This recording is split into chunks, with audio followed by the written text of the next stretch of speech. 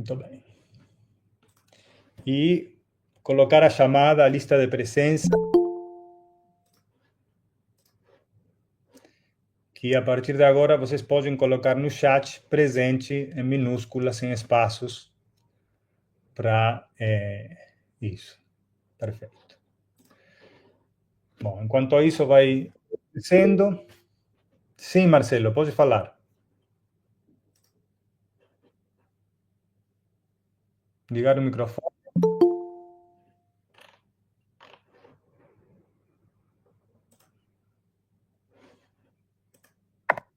Você levantou a mão, Marcelo? Desculpe-me, professor, foi por engano. Então, eu estava falando dessa possibilidade de continuar como grupo de estudos e a gente dividir algumas tarefas. Aí, no caso, seria a oportunidade agora de rever esses 5 casos, né?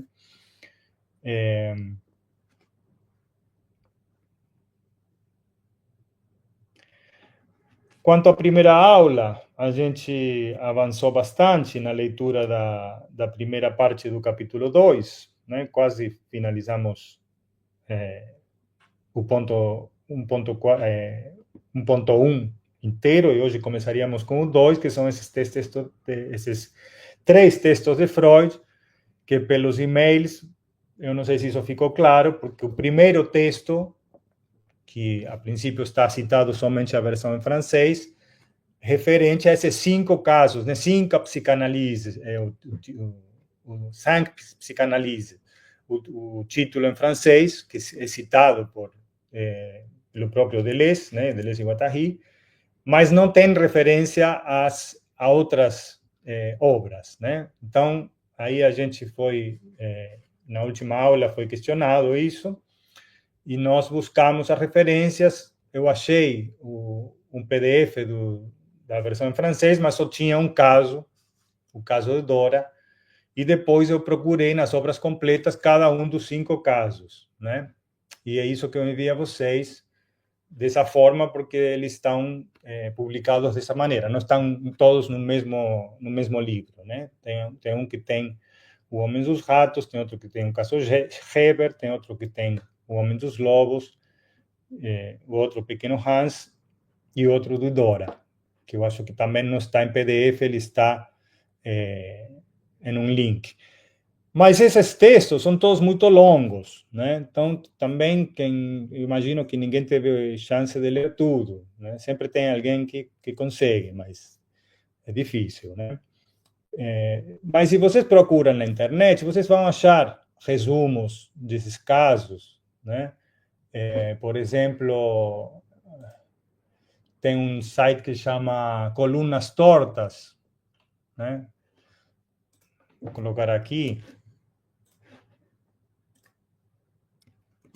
Esse aqui tem do Pequeno Hans, né? Que eu acho que deve ter de todos, né? Tem, bom, Wikipedia, basicamente também é só para ter uma ideia, né, do que se trata, e quem quiser pode ler todos os casos, né, esses 5 casos.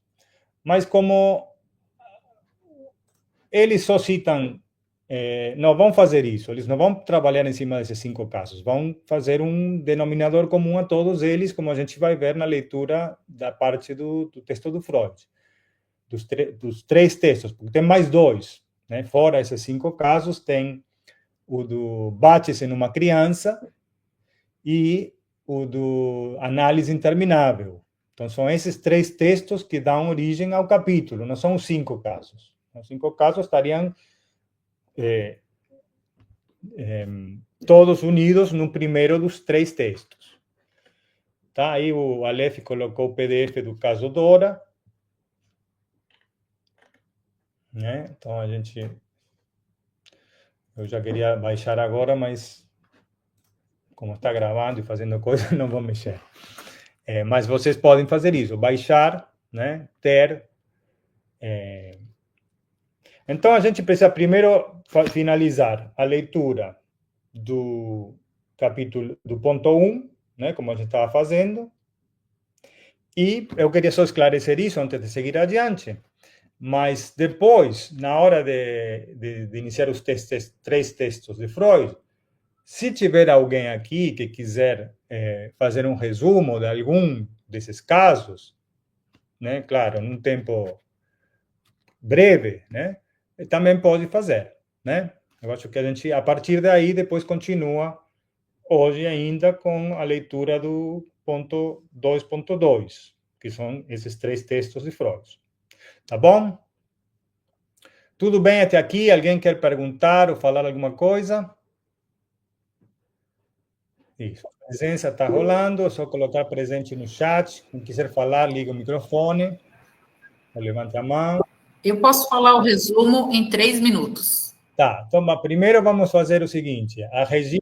Não, só para você saber. Não, tudo bem, ótimo, vamos fazer isso. Mas primeiro a Regina, que tinha lido o último ponto, né? A gente vai. Isso aqui foi um parêntese para organizar coisas que eu falei por e-mail.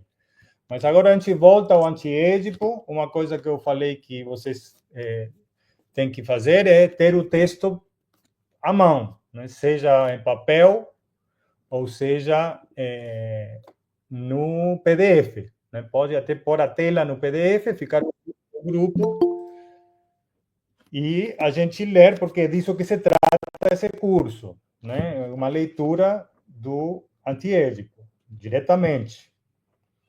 Então, se a Regina estiver de acordo, eu vou pedir para ler novamente o ponto 214, na página 78, e aí a gente emenda o comentário, e antes de começar com o 2, a Flávia faz um resumo dos 5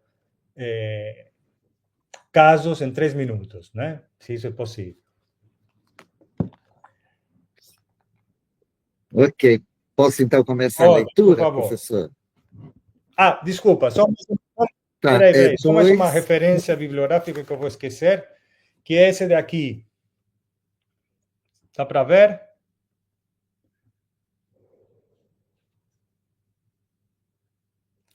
Esse aqui se chama Derrames, entre el capitalismo e a esquizofrenia. Está em espanhol. Eu não sei se eu falei disso, mas na Argentina eles publicaram muitas das aulas do Deleuze, quase todas. As aulas sobre cinema, as aulas sobre Foucault, as aulas sobre Spinoza, que na França não fizeram porque não tinham os direitos, mas não sei como eles conseguiram fazer a tradução, né? Eles fizeram um trabalho muito bom de tradução e tem, pela editora Cactus, vários volumes das aulas do Deleuze, que são as aulas que deram origem a esses livros, por exemplo, Mil Platós e o Antiédipo.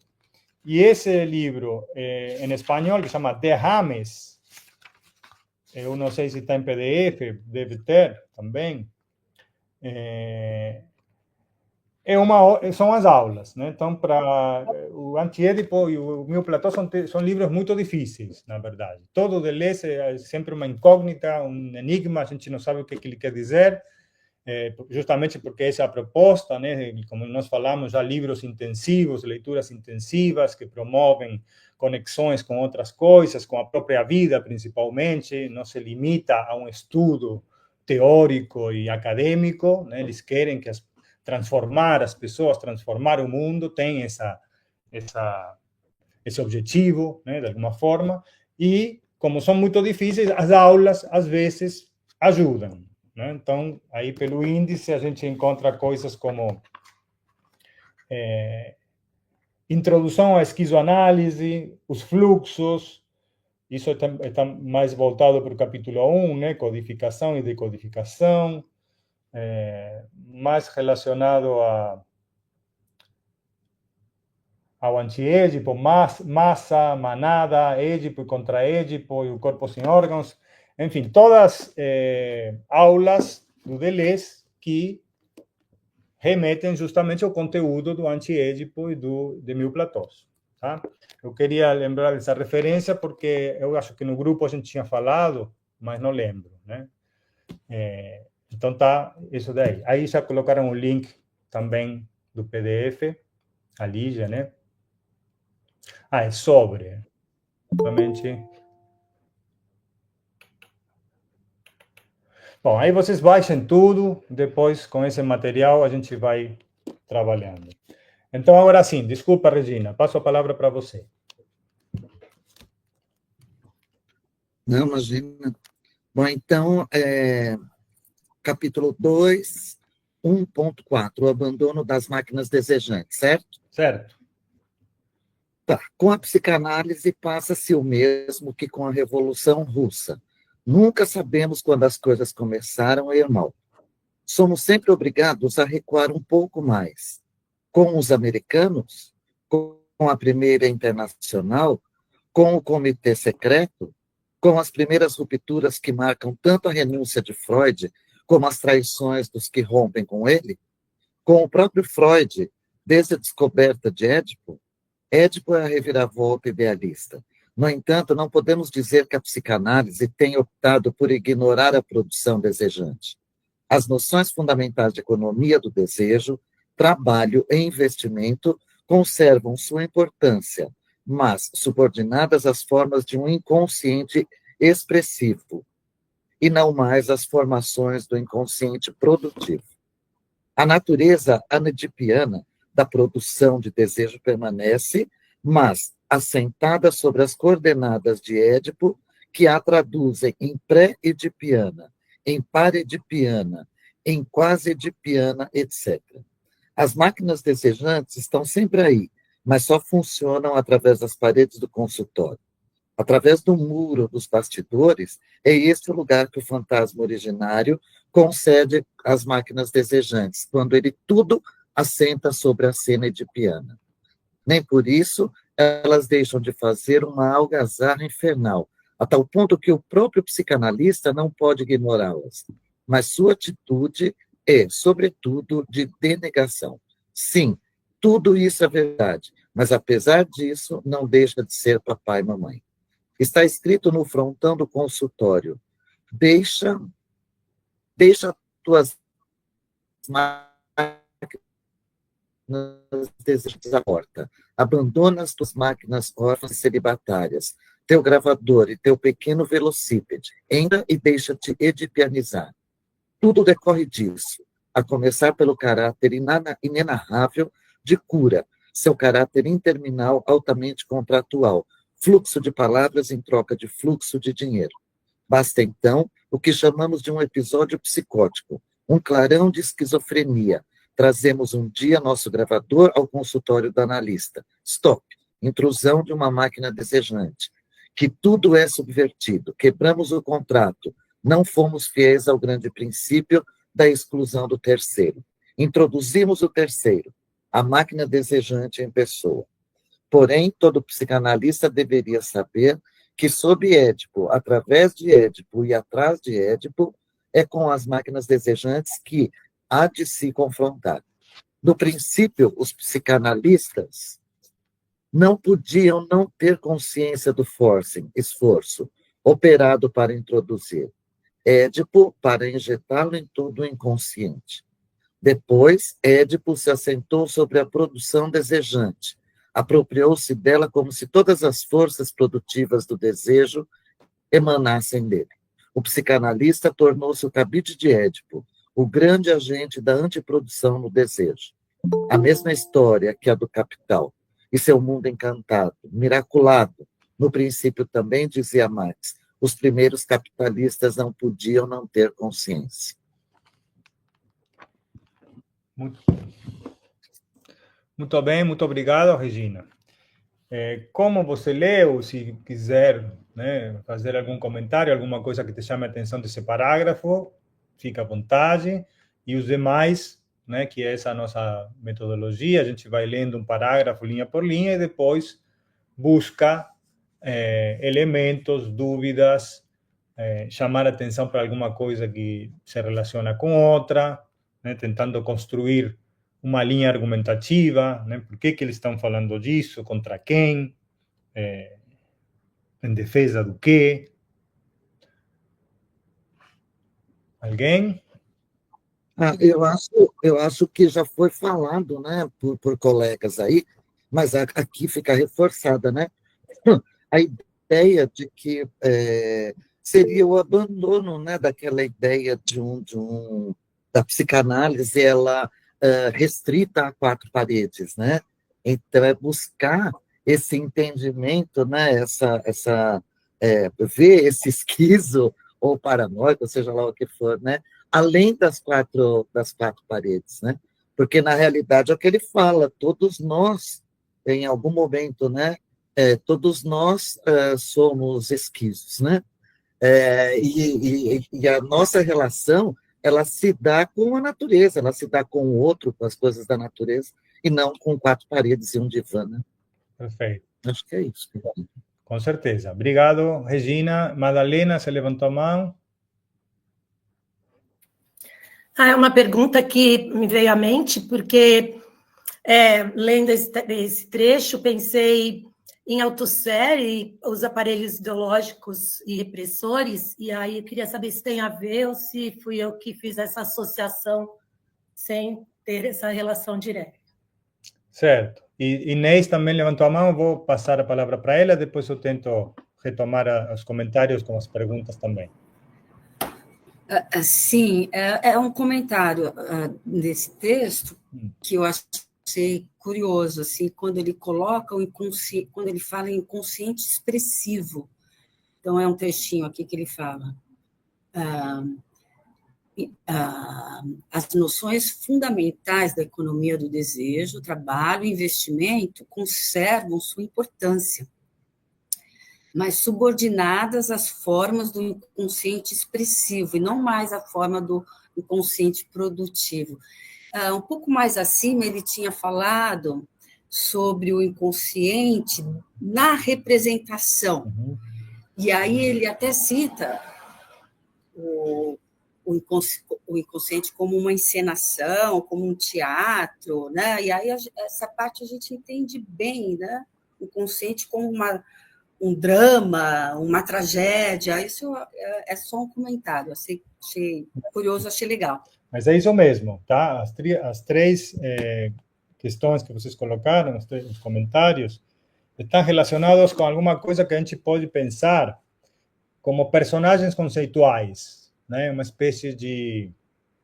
O que eles mesmos criticam, né? A ideia de que Édipo é um personagem, mas aqui personagens conceituais que aparecem nos textos. Esse daqui é eu acho que tem quase todos do capítulo, porque é o último ponto e faz uma espécie de resumo, né?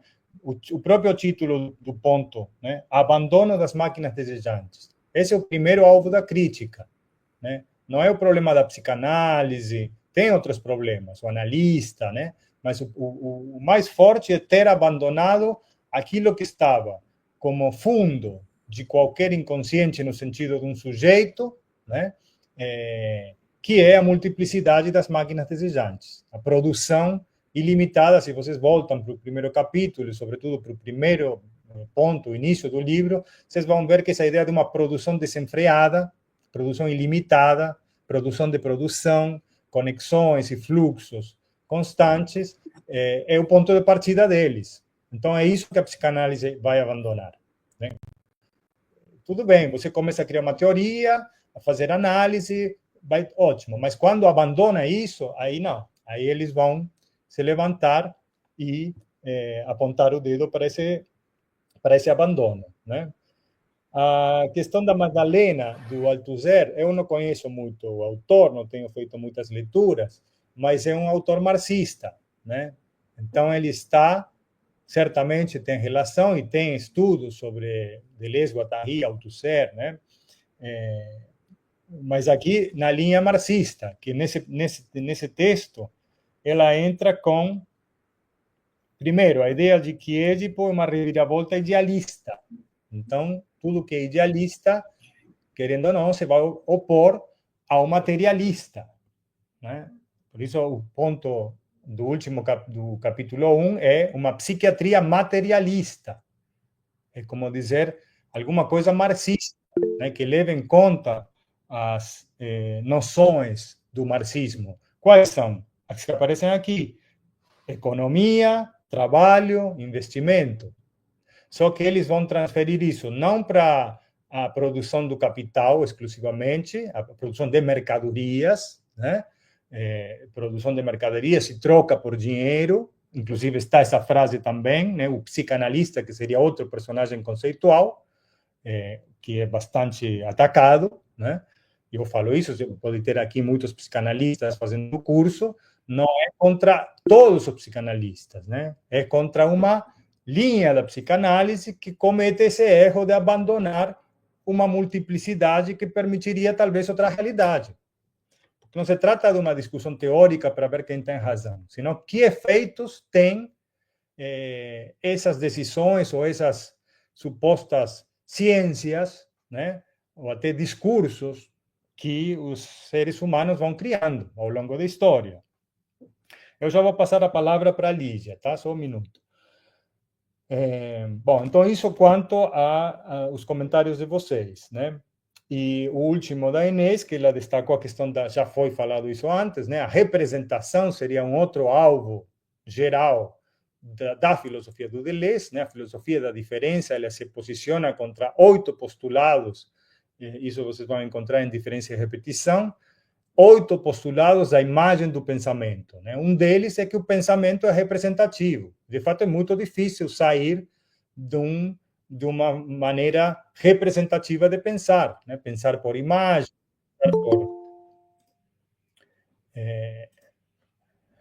através de ideias, no sentido clássico, platônico, né? Por exemplo, ou cartesiano, né? Ele vai criar um outro sentido para a noção de ideia, né? Que vai trabalhar com outros conceitos que são o atual e o virtual, como que há um movimento dentro da ideia que nunca é uma coisa fechada. E permite, aceita, né? Acolhe a multiplicidade. Então, por isso, um inconsciente expressivo, né? A expressão aqui está do lado do idealismo, né? Da representação, do representativo. O inconsciente se expressa através de ideias, através de sonhos, através de piadas, mas ele não produz.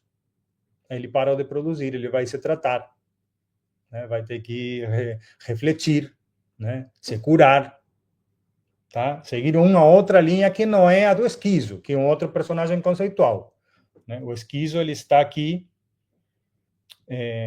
primeiro, a noção de fantasma, né? Que também a gente vai ver ela no capítulo seguinte, e está já introduzida desde o capítulo 1 como fantasma de grupo, né? Mas aqui tem esse fantasma originário que seria o Édipo, né?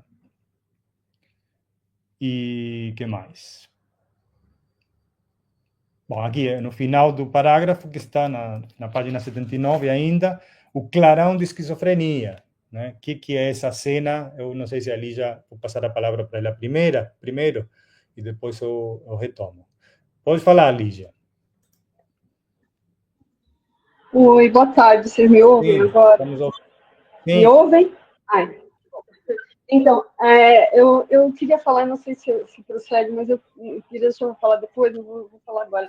É que você mencionou, né, essa questão do materialismo marxista, em contraposição ao idealismo platônico, que é retomado por Freud, né? Então, acho que isso é bem o ponto, né, disso, né, que já se resume no próprio título, né, antiédipo, capitalismo e esquizofrenia. O que eu queria levantar, que eu não sei se procede nessa discussão agora, é mais uma questão semântica de qualquer outra coisa. Porque quando ele fala em inconsciente como fábrica, máquina desejante, produção, isso, para mim, remete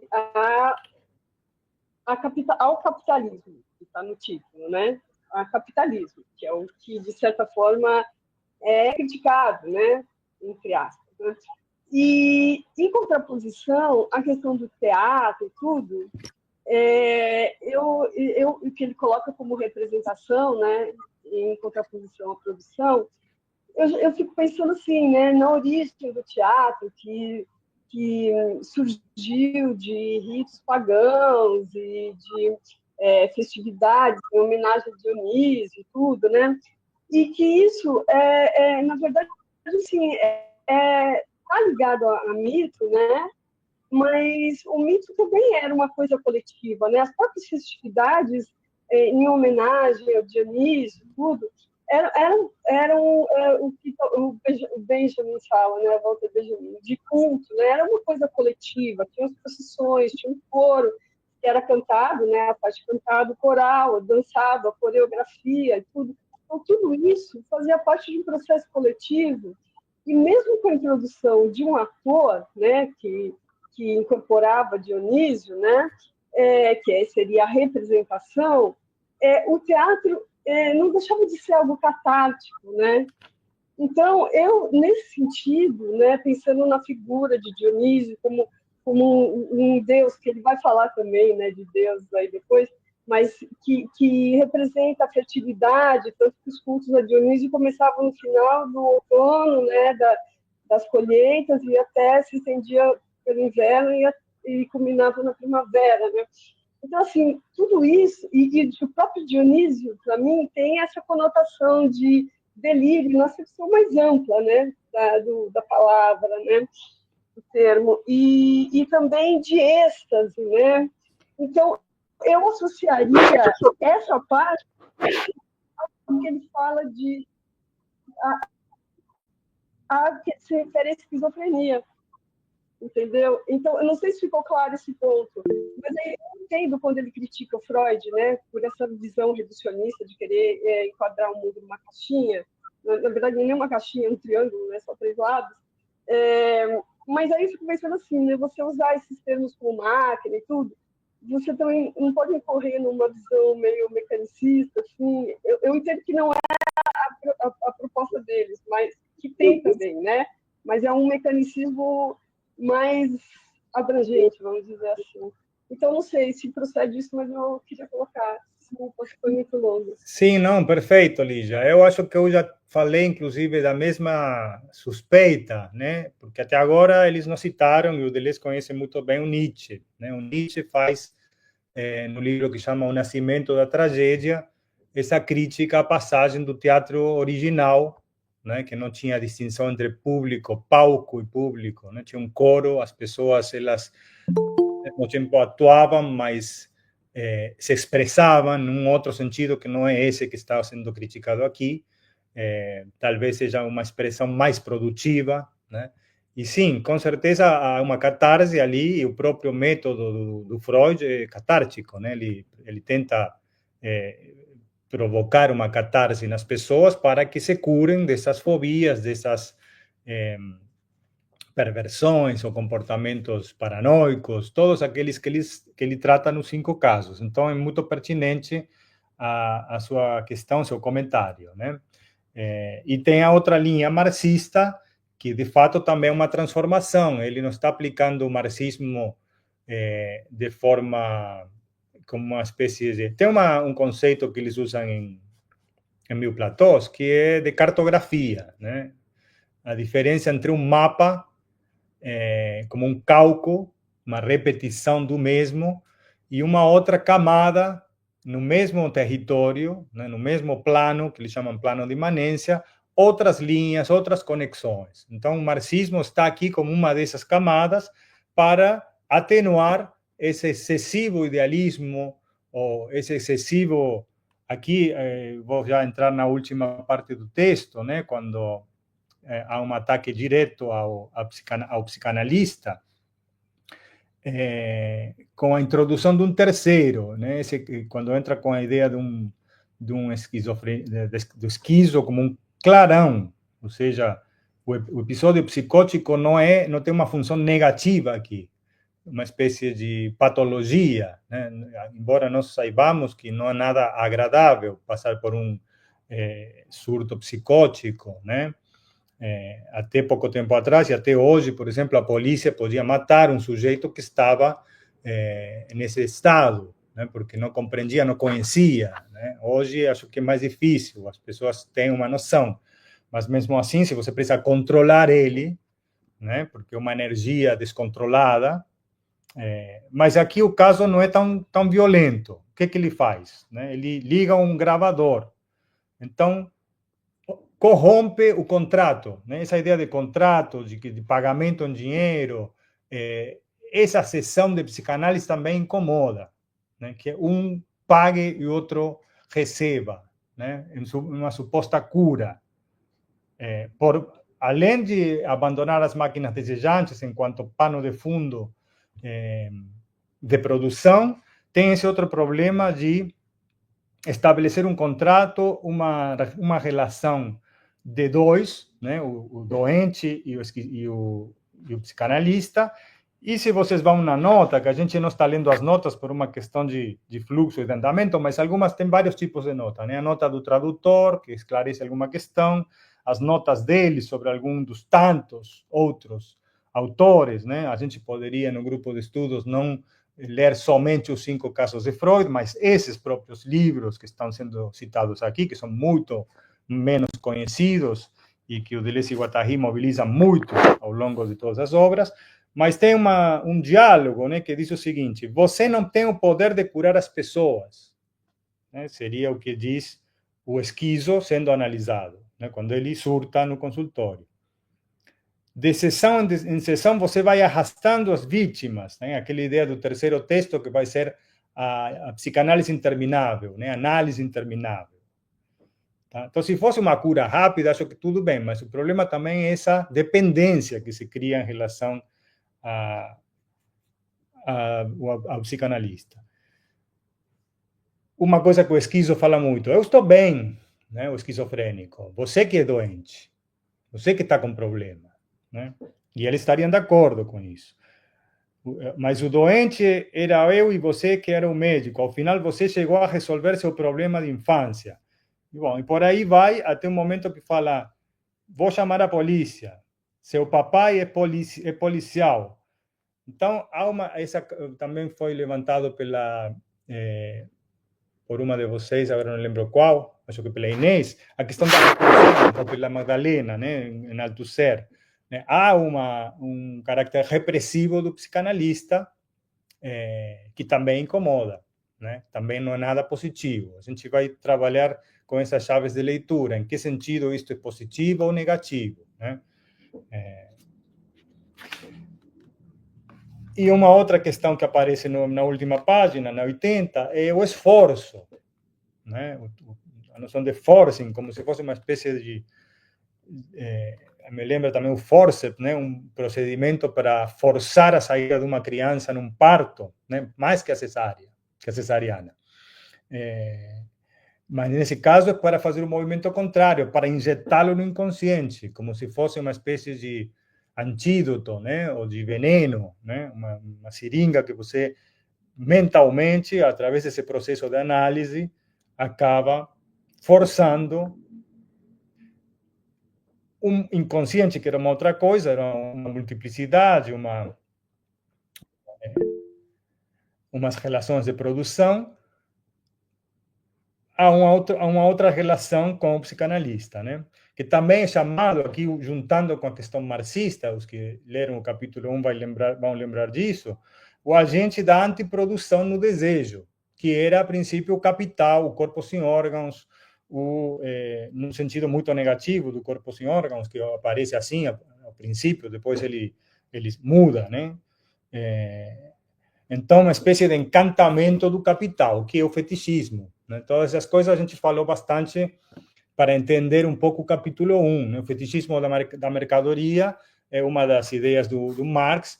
A mais-valia é outra, né? Que você troca uma mercadoria que tem um valor arbitrário. Né? Claro que tem leis de demanda, de oferta, cálculo de matéria-prima, enfim, uma série de coisas, mas no princípio, por que uma cadeira vale mais que um frango? Né? Qual critério? No início seriam trocas, né? Então, esse fetichismo é fazer uma espécie de mágica, ou encantamento, que também vejam como eles jogam, né, com as coisas. Agora, do nada, vem o marxismo dessa forma, para colocar que é um encantamento também no processo do psicanalista, na análise, né? O encantamento do Édipo no inconsciente. E esses 5 casos, eu não sei se a Flávia vai concordar com isso, mas todos eles vão resumir no papai e mamãe, né? Alguma coisa da infância, ou tem casos da infância, tem casos do adulto, né? Mas sempre vai remeter a esse fantasma edipiano, ou pré-edipiano ou pós-edipiano. Bom, Aleph, passo a palavra para você. Eu queria comentar, assim, ao nível de... Eu não estudei mais a fundo essas duas problemáticas, assim, mas eu acho que elas são muito interessantes e podem, talvez, engendrar mais questões interessantes, né? Essa problemática que a Lígia colocou sobre... Não seria o uso do conceito de máquina uma espécie de, sei lá, reinjeção de uma imagem, de um mecanicismo generalizado da natureza? E a outra questão que ela colocou também, que eu acho que é muito interessante, é a questão da relação entre essa ideia da produtividade e o capitalismo, né? A primeira, não sei, um mecanicismo, não sei, de base cartesiana ou alguma coisa do gênero, me parece que o que eles estão tentando fazer, se valendo dessa noção de máquina, se uma aproximação com esses mesmos filósofos do passado, né, em relação ao mecanicismo, parece que o que eles estão tentando fazer é mais da ordem, sei lá, de uma tentativa leibniziana de modificar o conceito de máquina do que propriamente uma ideia mecanicista de base cartesiana, assim. Não sei, porque ao mesmo tempo não é só a máquina que está em jogo, né?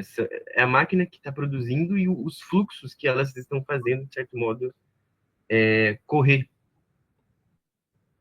Não sei. Mas quanto à questão do mecanicismo e o desejo também, quanto o princípio ali envolvido. Eu acho que seria mais interessante uma aproximação com o que o Leibniz faz com o conceito de máquinas, quando ele vai falar sobre as máquinas naturais, né, que são máquinas maquinadas ao infinito.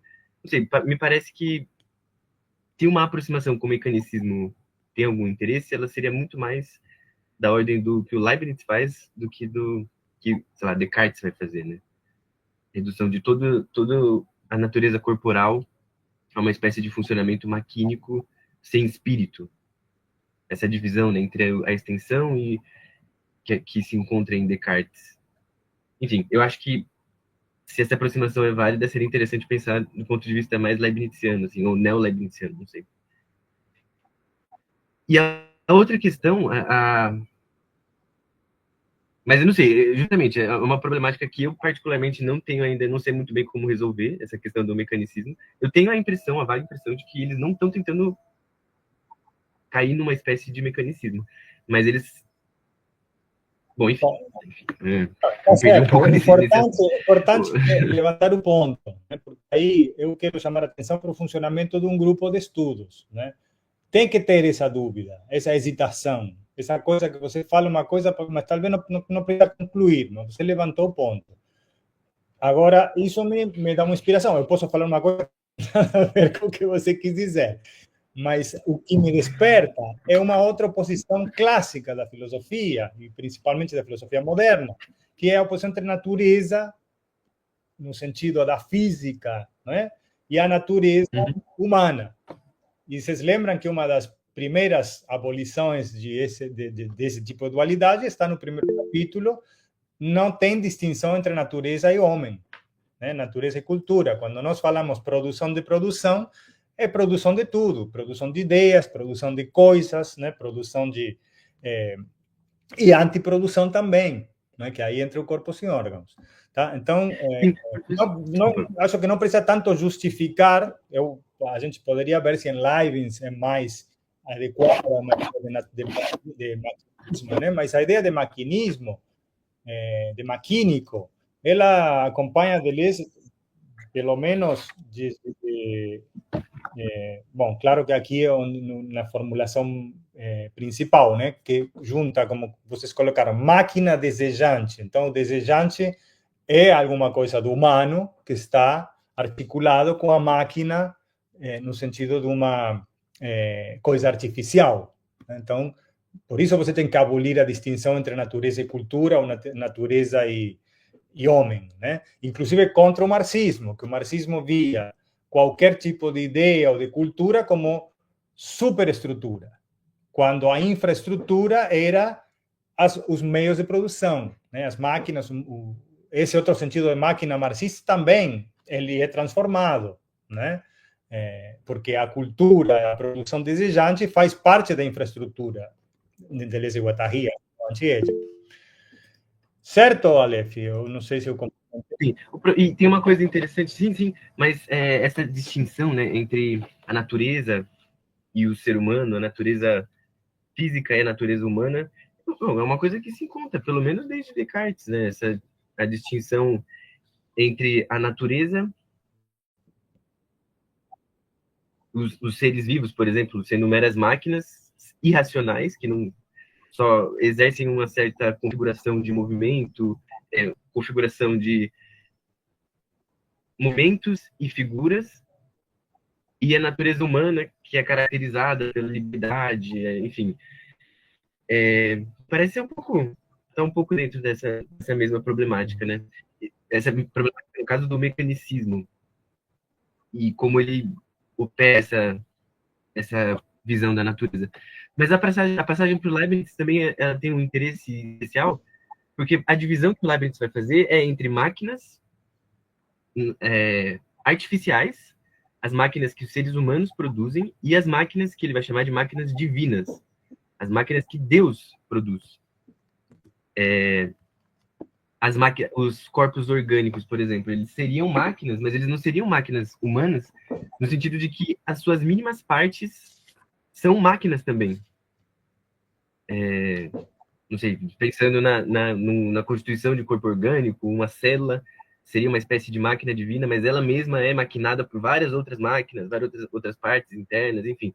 É toda essa imagem, esse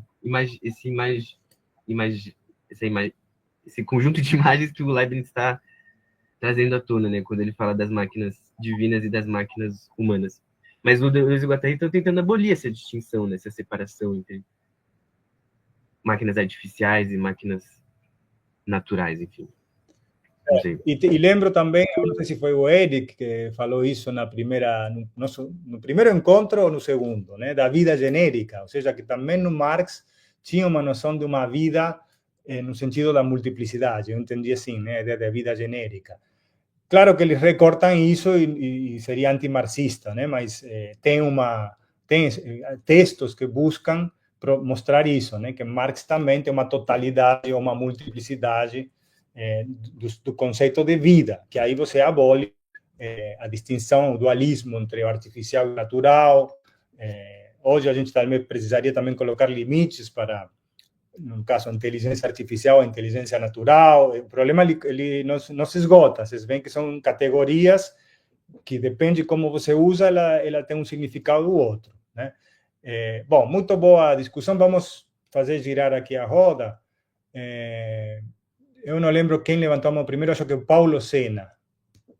Pode falar. Professor, eu anotei aqui uma coisa muito interessante que o senhor falou em relação a onde o senhor tocou sobre as forças de segurança, né? Em relação ao surto. Na verdade, na íntegra, eu digo para o senhor porque eu estou ligado a isso desde os meus 19 anos. Na verdade, no Brasil, pelo menos no Brasil, eu percebi que a preocupação com a questão do surto em relação, por exemplo, a pessoas que surtam no aeroporto, a GSM, já existe uma linha dentro da Polícia Militar de cadeiras, onde, por exemplo, a formação de um policial militar que vem desde o concurso, que vem da área de humanas, já se inclui na área de psicanálise e filosofia, para que ele já possa trabalhar em cima do surto. Já existe essas cadeiras dentro da Polícia Militar do Estado de São Paulo, dentro da Escola Barão do Branco, que é a escola da Polícia Militar. Quer dizer, o cara faz concurso, ele passa pelo... Antes, há 20 anos atrás, não tinha analista, não tinha preocupação nenhuma com isso, nenhuma. Hoje já se tem uma preocupação, principalmente com a saúde mental dos policiais militares. Eu estou falando do estado de São Paulo e alguns estados do Brasil que se preocupam, por exemplo, na questão até mesmo não de ir em cima de quem está surtando, mas em cima do policial militar que surta. Também. entende? Porque existem duas versões. Existe o policial e existe o indivíduo que surta. Então, a quantidade de... Então, assim, já existe um parâmetro dentro do regimento da Polícia Militar que diz claramente que se for enquadrado um policial militar num grau muito elevado de desequilíbrio emocional, ele é afastado das suas devidas funções. E ele passa por uma bateria de exame, tanto na saída quanto na volta, porque ele pode estar num grau muito elevado e não poder retornar ao campo. Uhum. E pode também, ele pode ir e voltar, se ele, dentro de um quadro psicológico, do lado psiquiátrico, ele comprovar que ele é capacitado para viver dentro daquela estrutura, porque eu convivi durante muitos anos com a GSM, com a Polícia Militar, e o que a gente percebe é um abuso mental em cima da função, entende? Ele está ali por 72 horas, ele tem família, ele anda com síndrome do pânico. Então, eu só estou dizendo isso porque eu amei a sua referência em relação à questão de segurança, porque as pessoas elas publicam muitas coisas na internet falando dos policiais militares, mas as pessoas não se preocupam com a saúde mental do policial. A acusação é mais de um lado, aonde o poder público, que é um representante do poder público, é o representante do Estado, né? Está fazendo uma coisa do que necessariamente ele está fazendo alguma coisa que ajude a sociedade, né? É isso. Obrigado, professor, pelo toque, pelo interesse do tema. Perfeito, Paulo. Muito obrigado, porque, de fato, né, tem os dois lados. A gente tem que observar o fenômeno nesses aspectos, né? Tanto eu me referia talvez a um paciente não diagnosticado, uma pessoa comum que anda por aí, um dia teve seu primeiro surto e ele começa, como você falou, num aeroporto, em algum lugar, e antigamente as forças policiais não tinham conhecimento, nem as pessoas tinham conhecimento. O que se falava? É um louco, o cara pirou, né? E hoje temos muitas doenças mentais, não necessariamente, algumas são mais perigosas, são mais evidentes para a sociedade, outras para o próprio indivíduo. Mas dificilmente a gente se coloca no lado, como você fez agora, do policial, né? Que ele tem que lidar com o outro e consigo mesmo, né? Entretanto, também a gente precisa destacar que não precisa ser um caso de esquizofrenia, né? Aí a gente pode ser um pouco mais crítico e dizer, por exemplo, o racismo ou abusos de poder, né? Que a polícia tem porque está nesse lugar, né? Então a gente chama atenção sempre para o aspecto repressivo da polícia, né, que é o que aparece nessa nota, que o psicanalista tomaria o lugar de um policial no sentido de ser repressivo. E Freud tem nomes para isso. E quando alguém surta, professor, quando alguém surta, a primeira coisa que a pessoa faz não é chamar o médico, não o psiquiatra, não é chamar a polícia. Teve, falando talvez 20, 30 anos atrás, casos de morte, né, muitos, né, da polícia bater até matar, né? Porque a pessoa não para. O esquizofrênico, ele, uma vez que se desencadeia o brote, ele tem uma energia superior, né? Não é comum aquilo. Enfim. Regina, mais uma vez, a gente vai continuar com o texto, tá?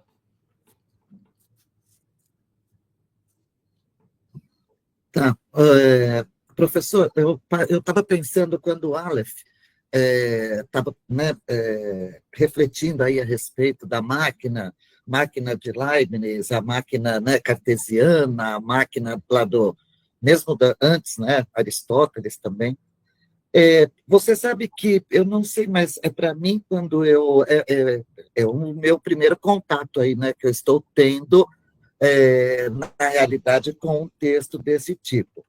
Mas a ideia que, para mim, grita mais é o pensamento de Spinoza mesmo.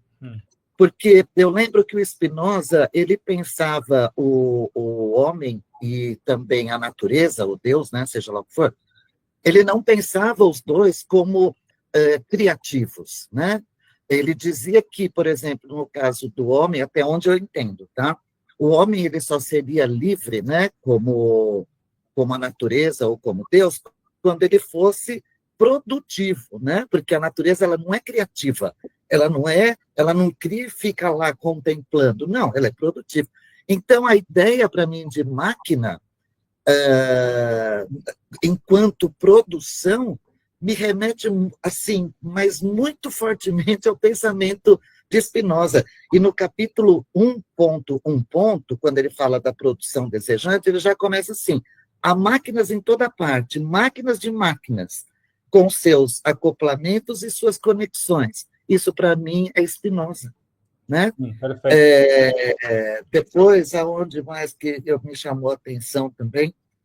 Por exemplo, no capítulo 1.1, quando ele fala do passeio do esquizo, né? Que ele critica aquele modelo, né, do neurótico que fica lá deitado no divã, em favor do passeio do esquizo que vai para a natureza. É esse contato, né? É essa imanência da natureza naturante na natureza criada e vice-versa, que é o passeio do esquizo, né? Então, eu não sei, para mim, a máquina eu vejo muito como uma máquina spinoziana. Muito bem. Excelente também a reflexão. Não se trata aqui também, o jogo não é ver a qual filósofo moderno a noção de máquina se assemelha mais. Eu acho bom que vocês tenham essas leituras intensivas, né, que dariam lugar a um projeto, a um texto, a um artigo, né, para defender essa ideia. Certamente em Spinoza tem uma distinção que já foi falada nos nossos encontros lá na USP, a distinção entre natureza naturante e natureza naturada, tá? Mas ainda está falando da natureza, né? A questão é fazer a abolição da distinção entre natureza e natureza humana, né? Que isso seja pensado, como também deve aparecer em Spinoza, mas não tanto quanto aqui, ou na filosofia contemporânea, a noção de processo. Tá? Isto é sempre um processo, é alguma coisa que acontece no tempo. Então, a máquina nunca é fixa, ou um artifício, ou uma parte mecânica exclusiva. É um processo de multiplicidades, né? É tentar se colocar nesse lugar que é a totalidade. Qualquer coisa que você possa pensar, ela vai ou produzir, ela vai fazer parte, de alguma forma, desse fundo, né? Estou usando palavras de forma provisória, né? Esse fundo que é a multiplicidade, né? Multiplicidade não tem mecânica ou artificial, ou natural, humana, né? Essas categorias todas são diferentes camadas, né, do território da multiplicidade, ou que ele chama, Emile Platós, de plano de imanência. Tá? Mas eu acho excelente, tanto a do Aleph quanto a da Regina, a tentativa de fazer alguma conexão com filósofos contemporâneos, que o Deleuze conhece muito bem. O Leibniz tem um livro sobre a dobra, né, do Leibniz, e o Spinoza nem se fala, né? O problema da expressão em Spinoza, filosofia prática em Spinoza, e, sobretudo, a ideia do monismo, né? Uma substância única, que em Spinoza é Deus, e que é a natureza. Tá? Então, essa ideia, claro que está em Deleuze, muito forte em diferença e repetição, até na conclusão, né? Depois, em Emile Platós, acho que também vocês podem procurar lá o capítulo, o Platão dos Devires, né?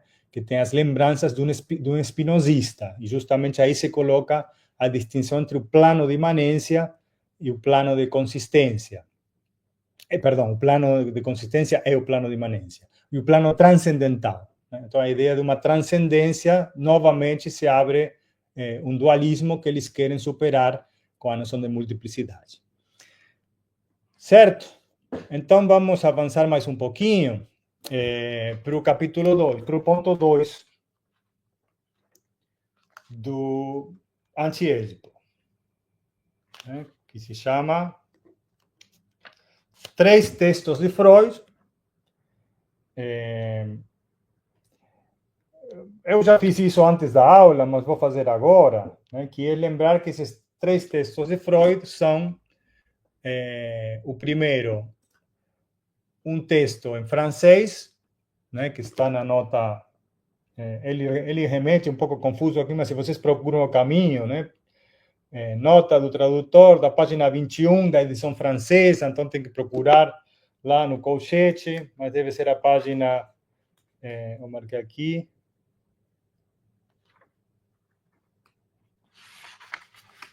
Perdi o papelzinho.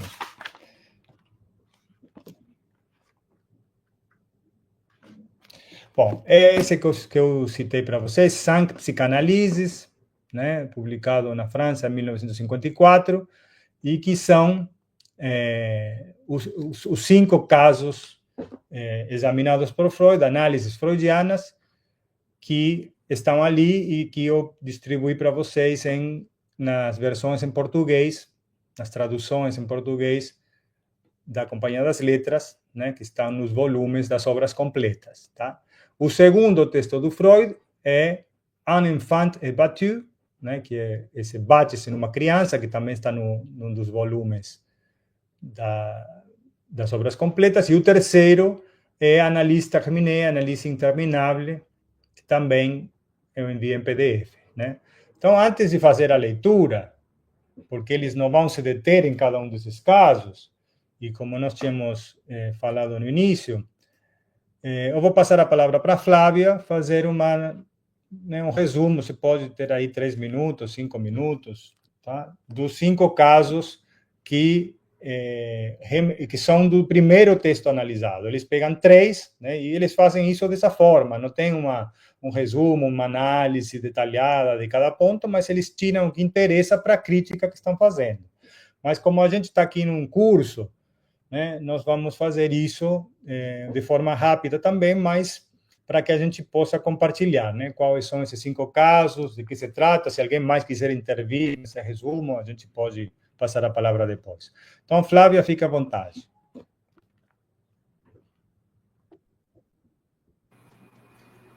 Eu me interessei porque quando eu fiz a leitura na última aula, eu não tinha sequer noção de quais eram esses casos, então eu fiz uma pesquisa e naquele PDF, o Cinq Psychanalyses, tinha só o primeiro, o Dora, então eu fiquei pesquisando os outros.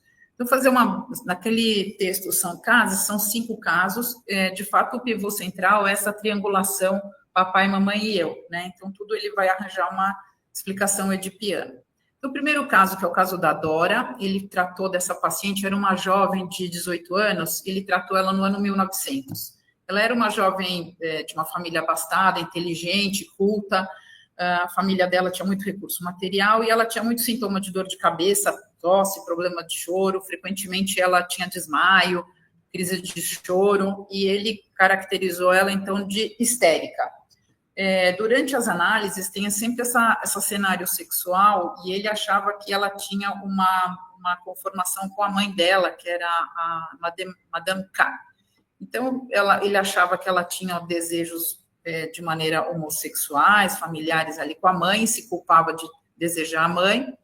Ela, ao longo do tempo, ela manifestou uma transferência com o psicanalista, ela começou a buscar no Freud a figura do pai, ela começou a desejar o pai, tinha sentimentos românticos e sexuais pelo psicanalista, e Freud detectou isso como se fosse uma transferência do pai.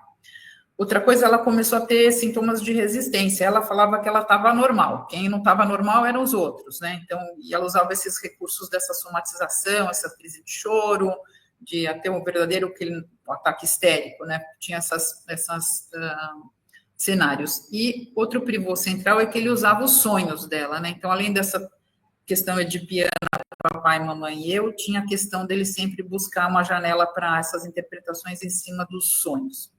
Então, de Dora, era mais ou menos isso, né? Então, a questão sexual, a questão da transferência do psicanalista, a questão papai, mamãe e eu, esse desejo pela mãe que estava sendo cerceado. No segundo, que é o Homem dos Ratos, ele tratou desse paciente, era um jovem advogado de 29 anos, e ele tratou desse paciente pessoalmente em 1907. Esse senhor, ele sofria de uma obsessão particular, ele acreditava que os pais estavam correndo em perigo, e ele queria proteger os pais, ele acabou desenvolvendo um quadro fóbico por rato, tinha uma intensa fobia por rato, e ele começou a ter pensamentos intrusivos, repetitivos, e compulsões ritualísticas para proteger dos ratos. Hoje a gente caracteriza esses sintomas como TOC, né? transtorno obsessivo-compulsivo, ele fazia esse ritual para proteger os pais. O cerne disso também estava na relação papai, mamãe e eu, né? E ele identificava o rato como o pai. Então, ele inconscientemente ele jogava essa questão do pai. O start que Freud achou era uma questão de uma punição que o pai teria aplicado a ele quando era criança. E o ponto desse caso clínico em particular é essa da obsessão e compulsão, esse desenvolvimento de rituais, né, para você se livrar da questão do pensamento intrusivo. O start foram experiências traumáticas e essas associações inconscientes que ele acabou tendo esse acesso pelos sonhos. Então, o que chama atenção nesse caso é o acesso ao inconsciente também pelos sonhos, e como comportamentos bizarros, eles podem ser uma expressão de uma coisa lá para trás que a mente não estava acessando. E também dessa maneira que o acesso dos problemas psicológicos complexos ali, às vezes por uma abordagem psicanalítica, pode levar mais tempo para o acesso. Esse foi o segundo caso.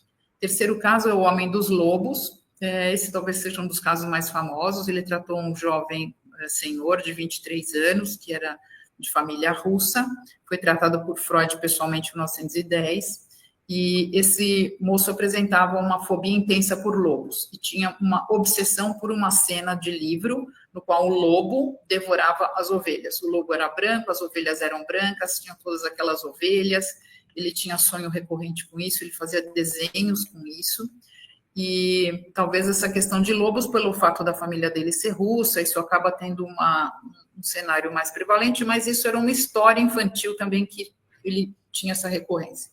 Então, essa fobia intensa de lobos era uma transferência, ele fez uma obsessão por uma cena na qual o lobo devora a ovelha, teria um cenário onde esse moço ele presenciou uma relação sexual dos pais, e aquilo, como ele era muito pequeno, ele entendeu que era uma violência do pai contra a mãe. Ele também tinha um desejo em relação à mãe, tinha uma relação muito difícil com o pai, e ele tinha uma sensação de culpa e ansiedade em relação à sua própria sexualidade, e ele não conseguia deslindar isso, né? Então, de fato, essa experiência traumática da infância dele estava a ver com ele ter testemunhado o ato sexual dos pais. Também esse moço desenvolveu uma obsessão, uma coisa de ritualização, e essa questão da própria sexualidade, ele não estava ali muito bem trabalhado. Nesse caso, dos três que eu falei até agora, é o que o complexo de Édipo está ali muito, muito violento, né? Ele ilustra essa conformação do complexo de Édipo, de desejar a mãe é uma das ovelhas, o pai é o lobo, ele tem desejo dele ser aquele lobo, mas ele tem culpa com isso, sente um ciúme da mãe, tem um problema com o pai. Nesse cenário também começa a aparecer as questões da repressão, como experiências traumáticas de repressão, coisas que foram reprimidas, elas influenciam o comportamento das pessoas, e essa teoria psicanalítica também de acessar esses conteúdos e os conteúdos dos sonhos. O quarto caso que eu vou falar é o presidente Schreber. Esse não foi tratado pessoalmente por Freud, mas ele teve acessos aos escritos de Daniel Paul Schreber, que era um juiz alemão bastante condecorado, uma pessoa bastante próspera, de sucesso, e ele foi diagnosticado como esquizofrênico e internado por um tempo no hospital psiquiátrico. Por isso fala presidente Schreber, porque era um nome muito corriqueiro para quem era um juiz de carreira bem-sucedido, tinha uma conformação de, às vezes, chamar de presidente, alguma por uma referência, autorreferência nesse surto esquizofrênico, um pouco porque o cargo ali, a palavra é símile a juiz, né? Então, ele tinha alucinações, ele tinha delírios, ele tinha pensamentos desorganizados, ele tinha falas desconexas. Ele escreveu o livro que chama Memórias de um Doente de Nervos, na qual o Freud se baseou para fazer esses estudos. Então, não tendo tratado ele diretamente, ele analisou essas notas em 1911. Coloca assim, notas psicanalíticas sobre um relato autobiográfico de um caso de paranoia. Esse é o paper que o Freud escreveu em cima de analisando as memórias de Schreber. A base daquilo também, Papai, Mamãe e Eu, essa paranoia está por uma repressão de desejos homossexuais de Schreber. Nessa esquizofrenia, ele vê uma dissociação necessária do paciente para tolerar a condição de repressão. Isso se expressa com alucinações, delírios, pensamentos desorganizados. A paranoia é um exemplo que ele coloca ali como esses delírios de perseguição e grandeza, que também tem a base em conteúdos que não foram trabalhados, conteúdos sexuais de repressão. Com a psicanálise, ele consegue acessar esses conteúdos também com sonhos, ou no caso do Schreber, como não foi paciente dele, não foram sonhos, foram os escritos. E nesse, a repressão dos desejos homossexuais como a base desse transtorno. O quinto e último caso que ele analisa é o caso do pequeno Hans, que foi um menino de 5 anos, que ele pessoalmente cuidou em 1909, e Hans sofreu uma fobia intensa de cavalos, e ele tinha ataques de pânico. Hoje em dia isso seria chamado de síndrome do pânico, né?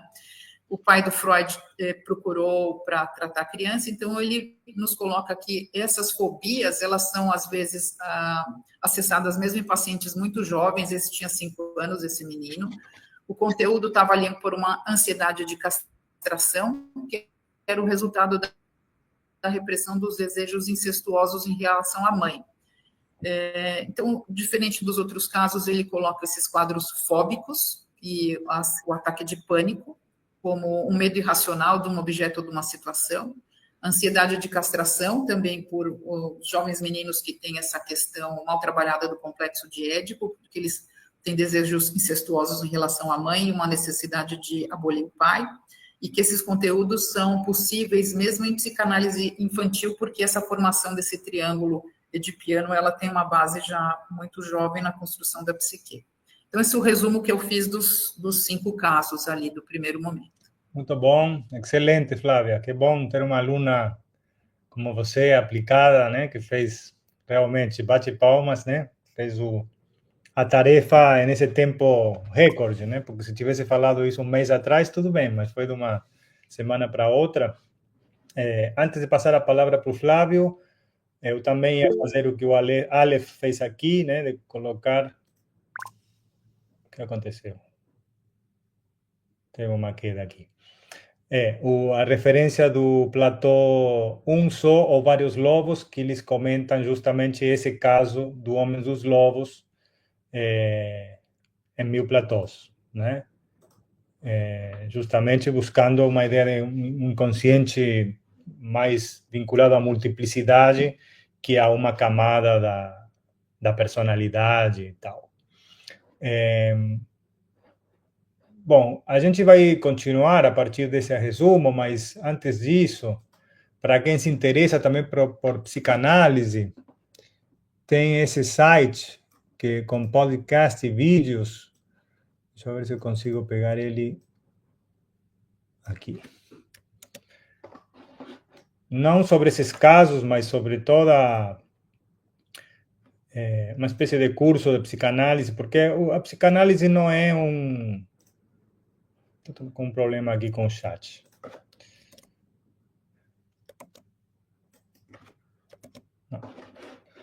Não vou conseguir. Chama SPcast.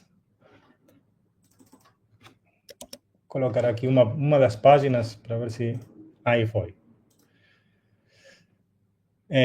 Não é como um curso universitário, né, que você faz um curso na universidade e finaliza, tem um título, né? A psicanálise, você, até onde eu sei, pelo menos, você precisa primeiro fazer análise para entender em que consiste a prática e depois fazer cursos de história, uma especialização, um curso mais... Tem vários, eu faço parte dele. A Associação Psicanalítica do Brasil, de São Paulo, da Bahia, cada estado tem, e eu não estou pretendendo fazer nada de curso de psicanálise, mas pelo menos... E tem online. Tem online também. Isso para quem quiser fazer um curso de psicanálise, especializar nisso, ou conhecer um pouco mais desses casos e da metodologia freudiana, né? Para nós aqui, hoje é suficiente com o resumo que nós fizemos e com a leitura que a gente vai fazer. Mas o ideal seria ler os textos que eu indiquei, que estão nos volumes correspondentes das obras completas, né, para ver toda a discussão e todos os sonhos que eles relatam e como esses sonhos são interpretados por Freud, que no final das contas é isso em que consiste a psicanálise, que é uma genialidade, né? Embora nós temos aqui do lado da crítica, né, do lado do Deleuze e Guattari, eles se apropriam de alguma coisa que interessa a eles para fazer essa crítica, né? Mas na origem, a psicanálise, talvez ela tenha ainda um futuro, né? Há também uma coisa um pouco obsessiva de todo mundo fazer psicanálise. Na Argentina teve muito isso, né? No Brasil, acho que tem um problema da desigualdade, porque, como vimos aqui, tem troca de dinheiro. Então, chega um ponto que a gente percebe que o psicanalista ali também vive disso, né, gente? Então, não vai fazer de graça, isso aí acaba sendo um comércio, né? Um negócio como qualquer outro. Paulo, você levantou a mão ou era só... Professor, eu achei lindo que essa moça, que eu não lembro o nome, leu agora, que realmente tudo que ela leu é as bases do meu mestrado, né? E a base do ESPER. A gente fala toda a aula exatamente exatamente sobre esses textos dela, né? Então, eu posso dizer para o senhor que quem hoje tem aula não, tem o podcast lá do ESPER, e ele vai falar exatamente de um dos pontos que ela falou, no terceiro que ela falou, né? Que ela falou 5, né? E o ESPER, assim, engraçado que o nosso professor é argentino, nosso coordenador é argentino, né? Então tem o mesmo sotaque que o senhor, né? Então é muito notório, então é valoroso demais se entender para entender os outros, né? Eu achei muito bonito, achei muito interessante. Né? Eu até pensei também, né? Porque tem essa coisa dos argentinos terem levado a psicanálise para todo mundo, praticamente, né? Nas últimas décadas. E eu relutei, e, de alguma forma, essa é uma espécie de entrada, né? Essa aula aqui, mas eu, como eu falei no início... Esse curso...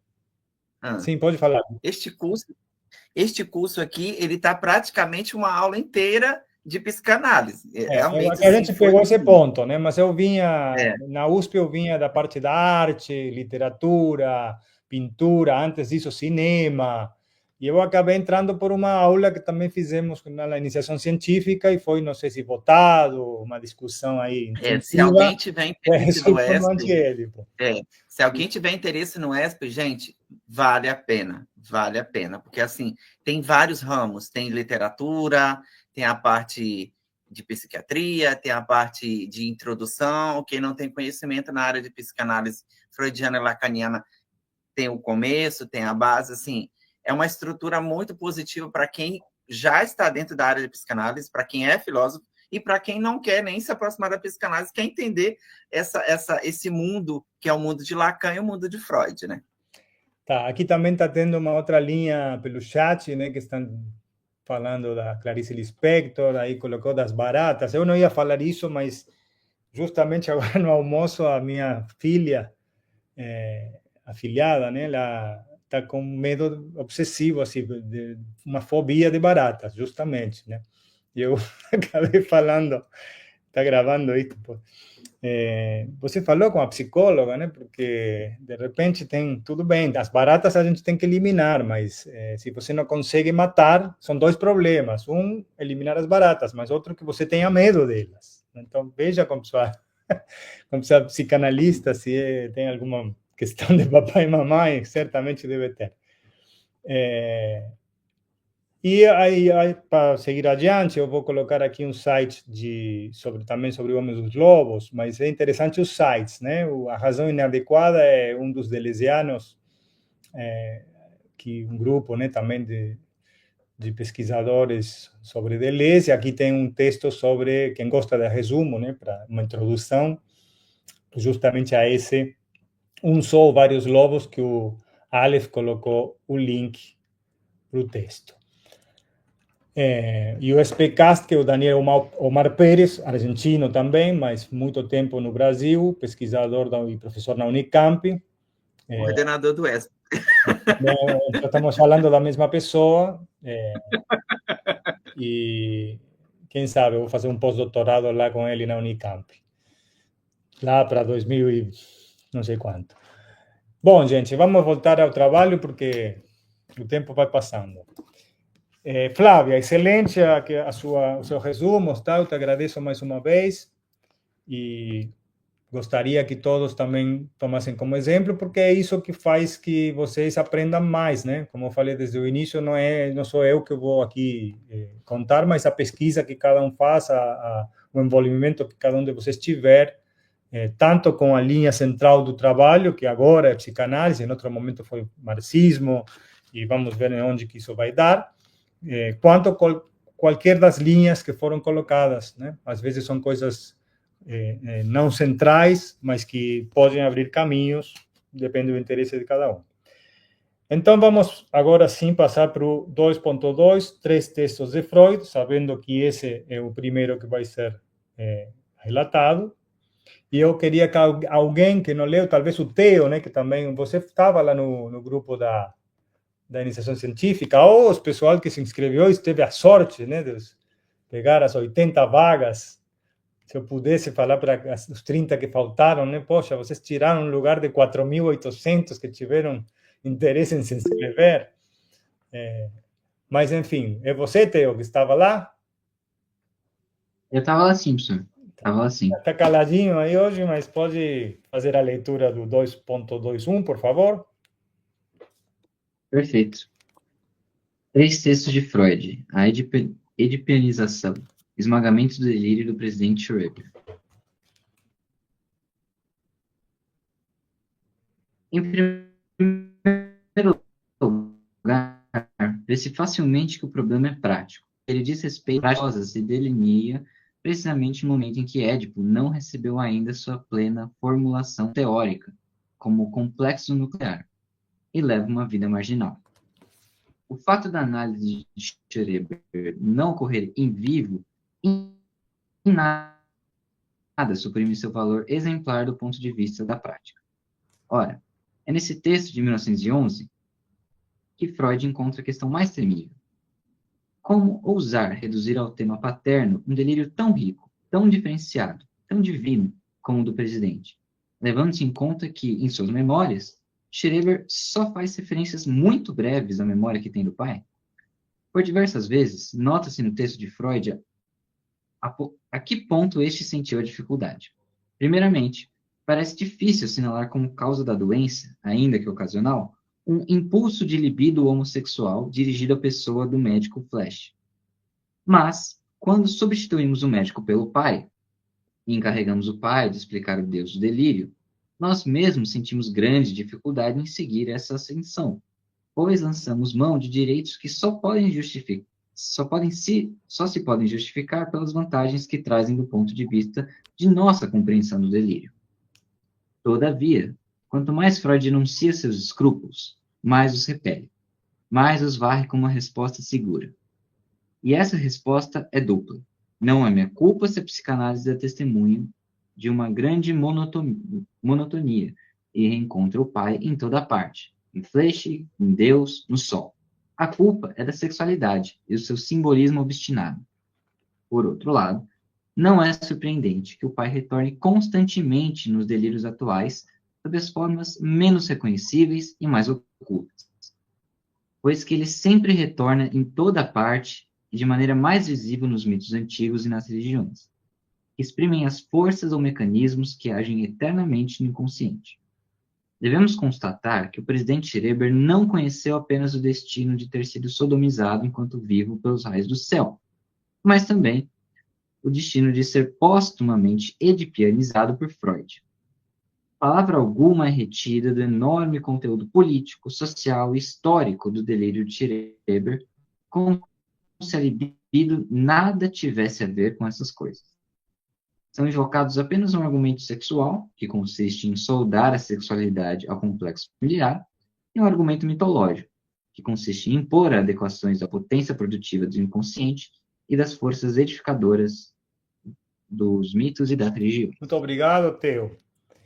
Você quer retomar algum ponto ou chamar a atenção para alguma questão ali?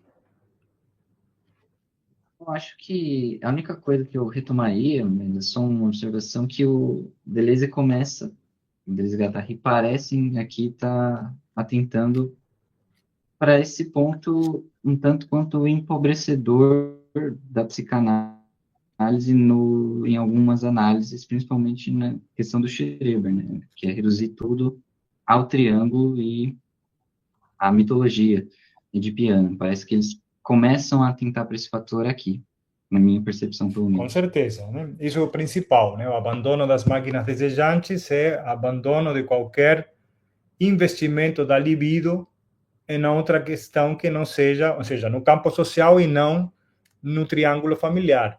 Então, a crítica ela se mantém com esse primeiro caso, que como a Flávia já fez no resumo, né? E aqui está indicado o livro do Schreber, não é um caso de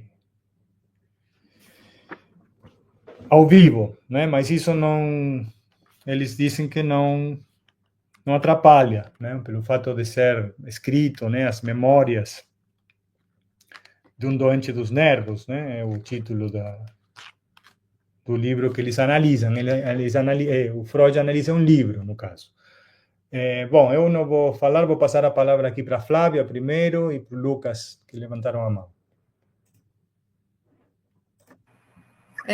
Só retomando um pouco o que o Theo falou, aqui fica muito claro por que ele usou esse exemplo do presidente Schreber, porque, de fato, isso merece uma esquizoanálise. Você analisar o excesso, a sobra, o desejo, e não a psicanálise. Você ir para o triângulo edipiano, que era o que se tinha aí em 1900, quando isso foi analisado, enfim. Então, você tem um jargão em cirurgia que é assim, se você só tem um martelo na mão, tudo para você vai parecer a cabeça de um prego.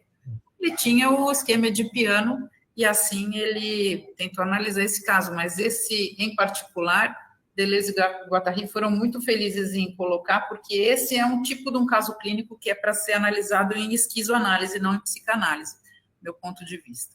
Bom. Obrigada, pessoal. Lucas? Olá, gente. E queria fazer uma pergunta assim para todo mundo e talvez um comentário, caso isso não ressoe tanto quanto na minha cabeça, assim.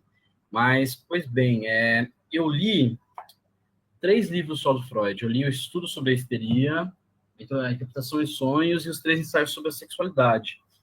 E nos estudos sobre a histeria, né, que é um livro anterior à formação da psicanálise, que é quando surge o caso da Ana, por exemplo, o Freud ele não recorre. Eu estou tentando entender, na verdade, até que ponto também a gente pode confiar no Deleuze. Assim. Não se trata, né, de trazer o lugar de defesa da psicanálise, até porque eu acho que em muitos pontos os apontamentos do Deleuze fazem sentido, mas até que ponto eles são excessivos também, porque acho que isso é um pouco típico do Deleuze. Porque justamente no caso da Ana, e em outros casos clínicos desses 5 que ele cita, a questão, pelo menos na minha leitura direto do Freud, era de que o que causava o trauma era justamente uma supressão do desejo, né? Então, não é como se a psicanálise não lidasse com o desejo, mas é como se a supressão do desejo carregasse a um lugar que devesse ser investigado, né? Então, não me fica a questão de: será que há uma supressão do desejo na psicanálise? Será que há uma redução dela a um modelo? Porque, enfim, o princípio não se abre e reage a um desejo e, portanto, se gera um trauma. E é preciso que o psicanalista retome a história do paciente para que, então, retome-se ao desejo. Então, portanto, o desejo está lá, né? E aí fica a minha dúvida aí. Certo. Eu vou passar a palavra para o Eric primeiro e depois a gente tenta amarrar os comentários. Opa, boa tarde. O áudio tá bom? Dá para me ouvir bem? Tá bom.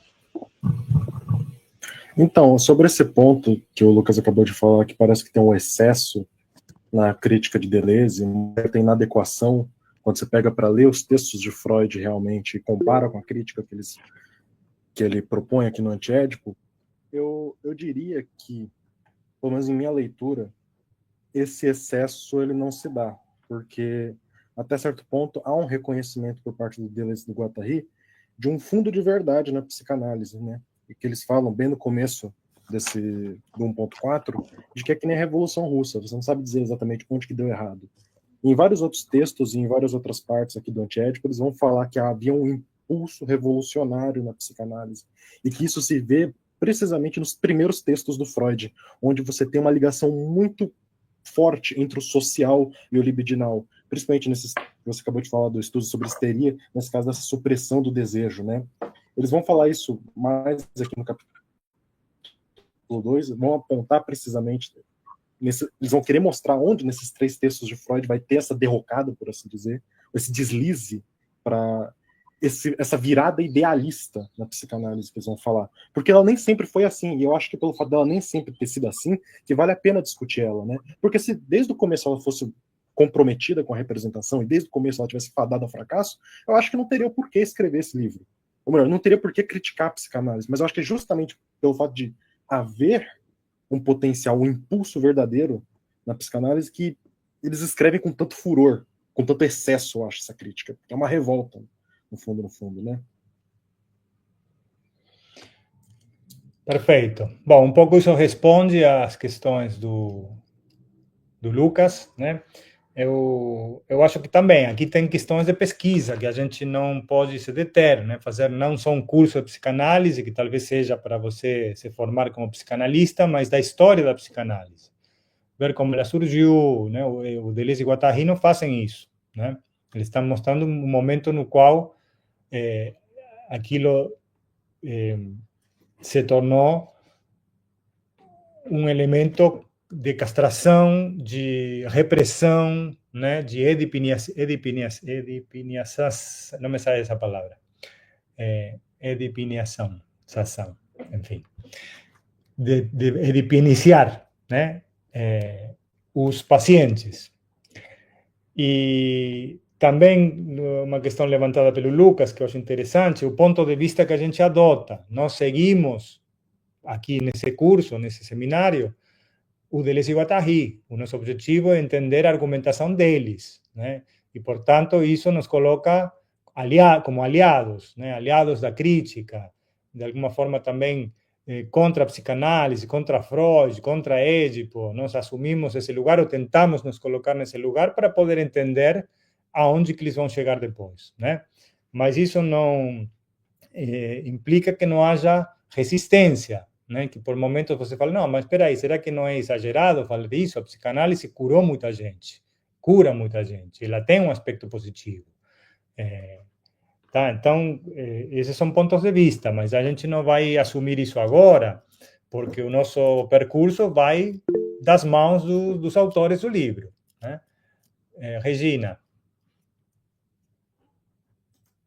Professor, a questão desse capítulo, e até do que o Lucas colocou, não estou afirmando, eu estou só colocando, tá, para pensar. Não pode ser respondido lá pelo capítulo 1, quando ele fala das máquinas desejantes, dizendo que a reivindicação desse livro é por uma psiquiatria materialista, né? Então, quando, por exemplo, se faz, que nem o caso aí do presidente Schreber, né? Eu acho que o que está se buscando é justamente uma ruptura com essa coisa do eu consciente, daquele eu interno, e pensar, né, em como entender um caso como esse, relacionando, né, a máquina como um todo, né, a máquina social, a máquina histórica, não só a máquina familiar. Eu não sei, eu entendo como sendo isso. Com certeza. Vou passar aqui a palavra a Lígia, para depois também eu retomar uma parte aqui do texto.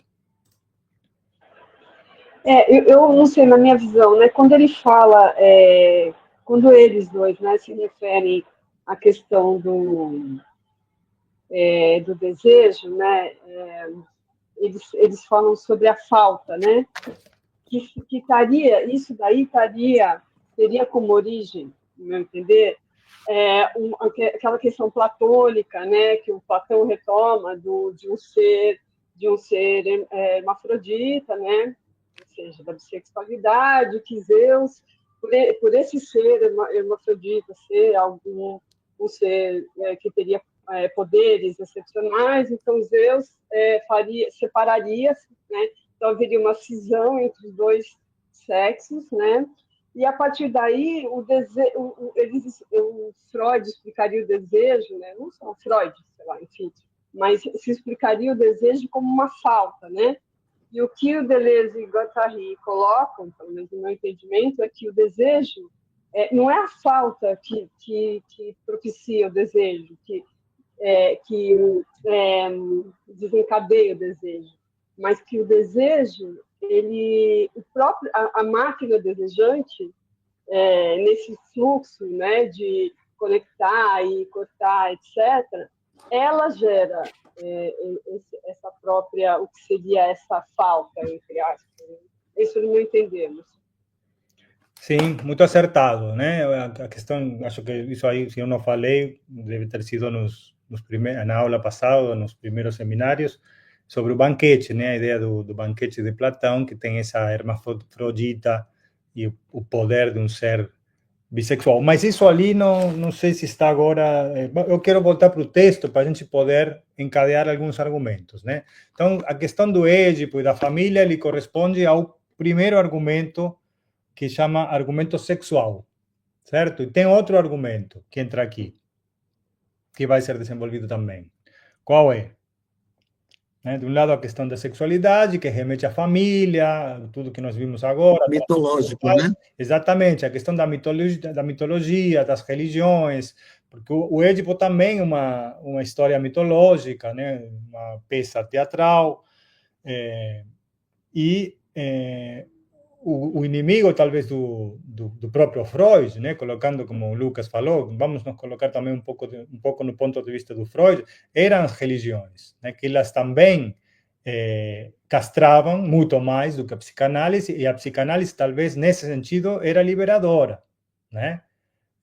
Da religião e do mito. Mas o Deleuze e Guattari vão mostrar que não, que fazem o mesmo, né? De certa forma, fazem o mesmo. Por isso que aí a gente poderia passar para a leitura do 2.2, tá? Se não tiver mais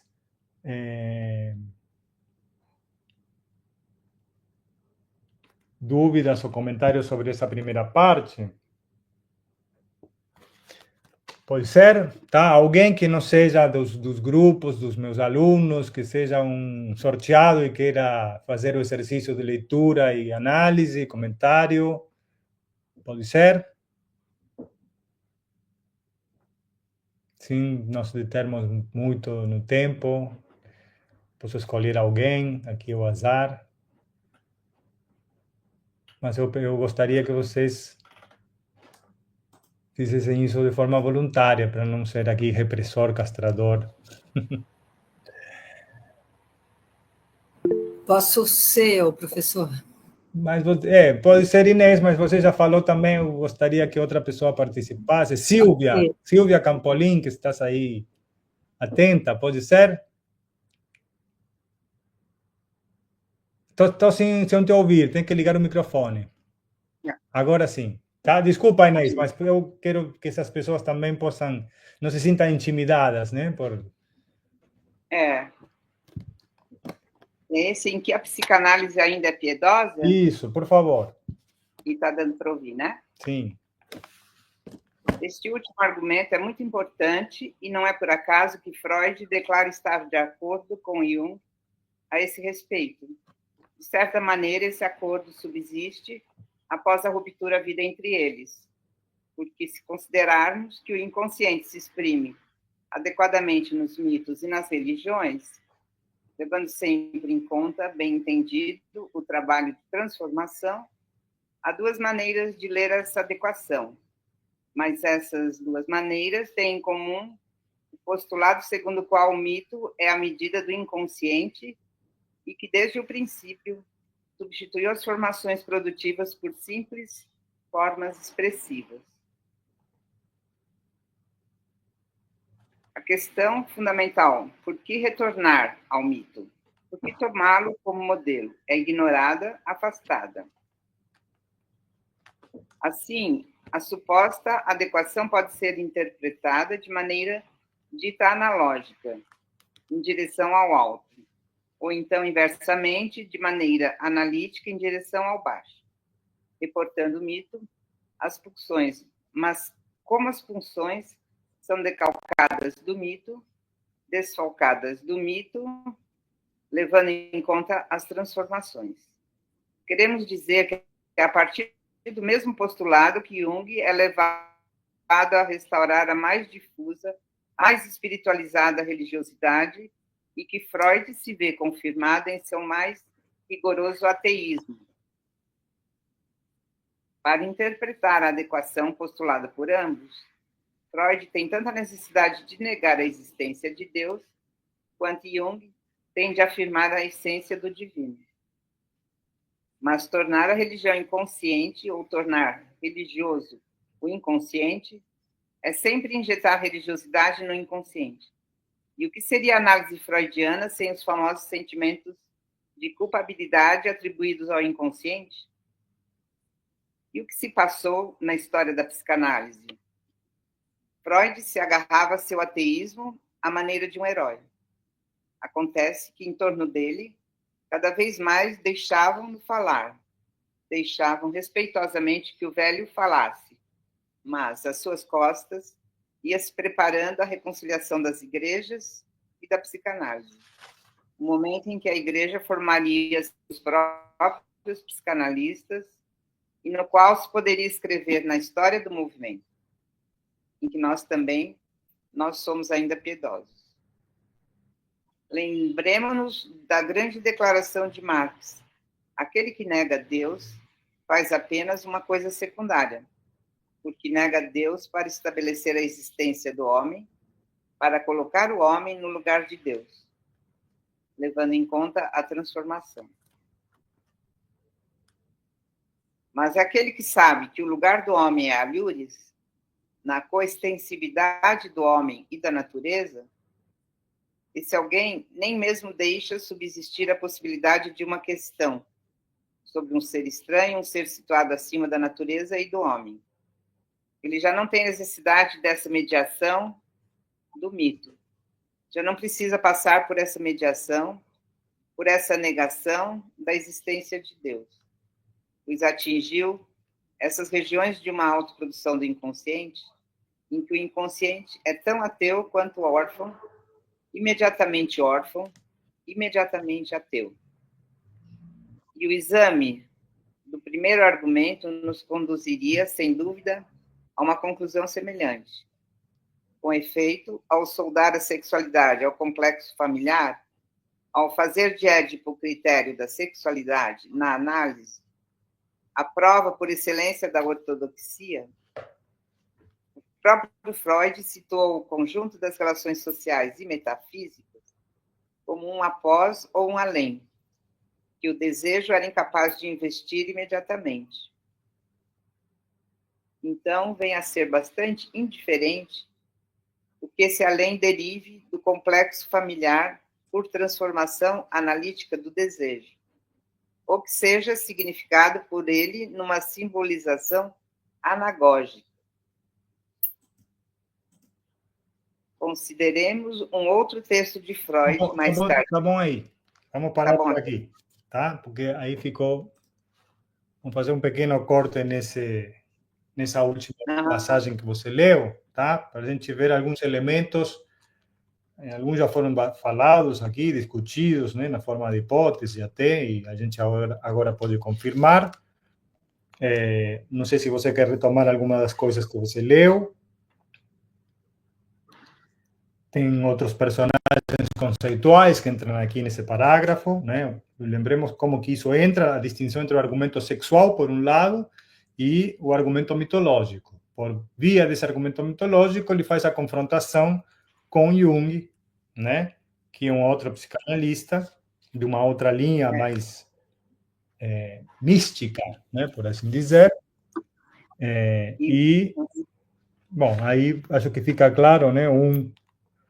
O ateísmo do Freud e o espiritualismo, ou a espiritualidade do Jung. Anagógico remete ao alto, né? Ao divino, claro. Né? Aí fizeram uma pergunta no chat. Mas, primeiro, qual é o problema com o espírito, com o mitológico, né? Ou a espiritualidade, ou mesmo que seja ateia? Vamos pegar do parágrafo anterior.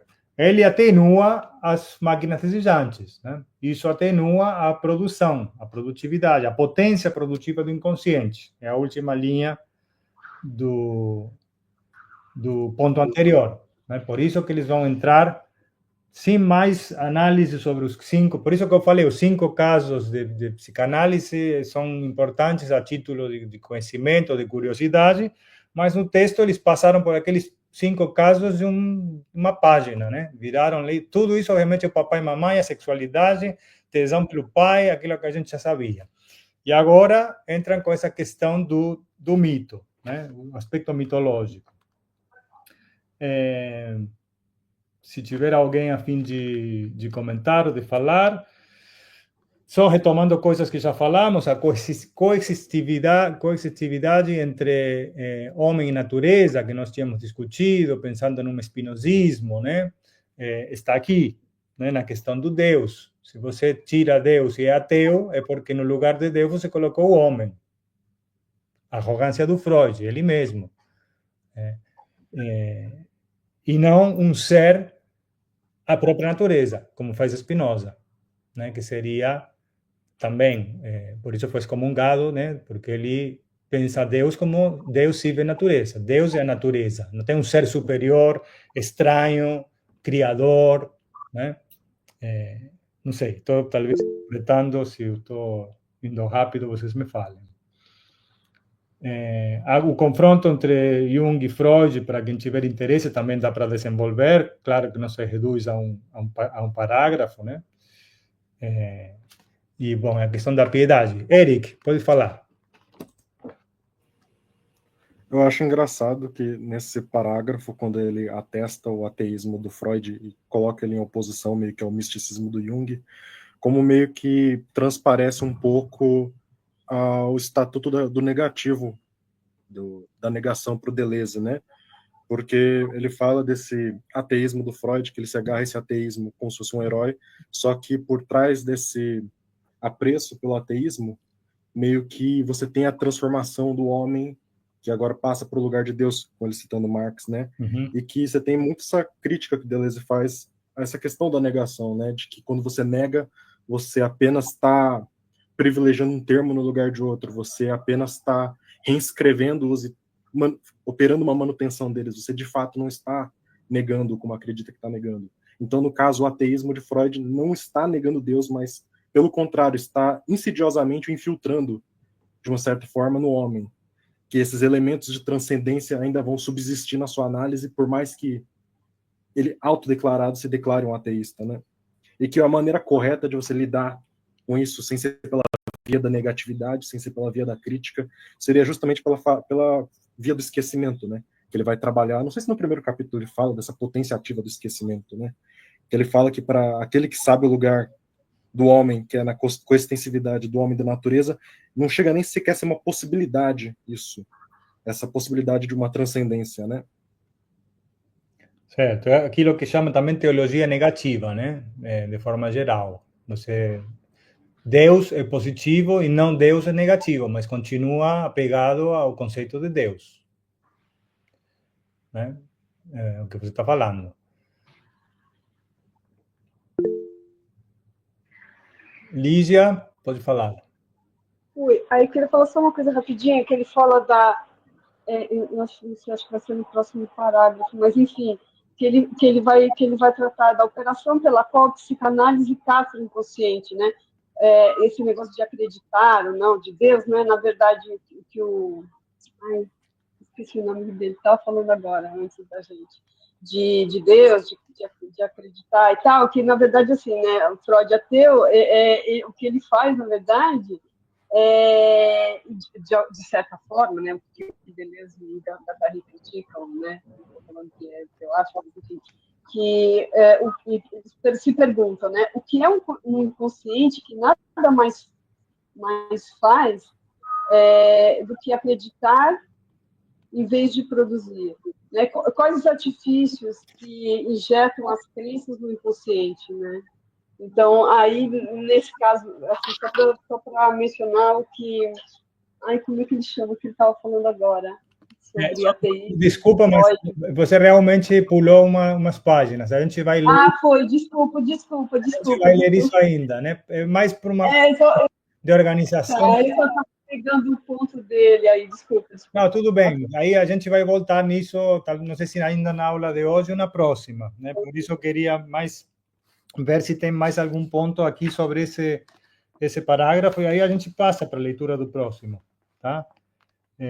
Eu não sei se eu te interrompi, Eric, você estava falando, mas eu achei que você já tinha terminado, né? Mas basicamente é isso, né? O problema do mito e da religiosidade é atenuar a produção, a libido, que poderia se conectar com outros aspectos do campo social, e é reduzida à sexualidade pela determinação familiar ou à espiritualidade, seja na sua forma negativa, que também vai exaltar a importância do homem, né? E talvez a gente poderia pensar que aí é ele, o Freud, enquanto analista, né? Não tem, deixemos Deus para lá e deixemos a igreja, porque agora eu posso te curar, né? Assumindo aqui um pouco o lugar do Deleuze e Guattari. Regina, rapidamente, viu que a gente já está nos últimos minutos, eu queria fazer a leitura do outro ponto. Tá, professor, isso que você acabou de falar, será que dá para a gente mais ou menos entender como sendo a desconstrução do desejo para transformar o desejo num produto? Porque a partir do momento que o desejo, você até comentou, né, pode ser, como é que se diz? Fruto de um mito ou de um problema familiar. Você está desconstruindo o desejo, né? O desejo, ele deixa de ser produtivo e passa a ser um produto, vamos supor, um produto do capital até, né? Do capitalismo. Não é isso? É isso, sim, com certeza. Também concordo com o Eric que o Jung e o Freud estariam na mesma linha, né? Tirar o desejo produtivo de outros aspectos do campo social, né? E reduzir. Mas por que isso? Porque se trata de uma cura, né? Então, em algum momento, talvez eu também me adiante, a ideia do Freud é pôr um pouco de ordem, ordenar essa proliferação, essa produção de produção, esse ser que tem um aspecto edipiano, mas também tem um aspecto esquizo, e esse esquizo incomoda, porque ele tem problemas sociais, tem problemas de fobias, todos esses problemas que nós vimos aí patológicos, né? Então, o intuito do Freud é curar a pessoa, é que ela possa viver sem esses problemas. Só que o Deleuze e Guattari vê que com isso foi excessivamente castrador, né? Que entre essa ordem, essa edipinização e uma proliferação de desejos, há um grau, né, uma variação enorme, uma possibilidade enorme de produção e de criação de novos modos de vida que é cortado, né? Esses fluxos são cortados, né? Alguns deles vão dar em patologias e até mortes, né? O esquizo que mata os pais, né? Também tem isso. Então, em algum ponto, Freud está certo de querer curar, né? De querer ordenar. E a psicanálise, como qualquer outro aparelho repressivo do Estado, vamos falar outro, da polícia que a gente estava falando. Ah, então que não tenha polícia que vai dar tudo certo. Não, espera aí. Quando você for assaltado, você vai falar, não, melhor vamos voltar à polícia, né? Também não resolve completamente, por isso continua tendo assalto.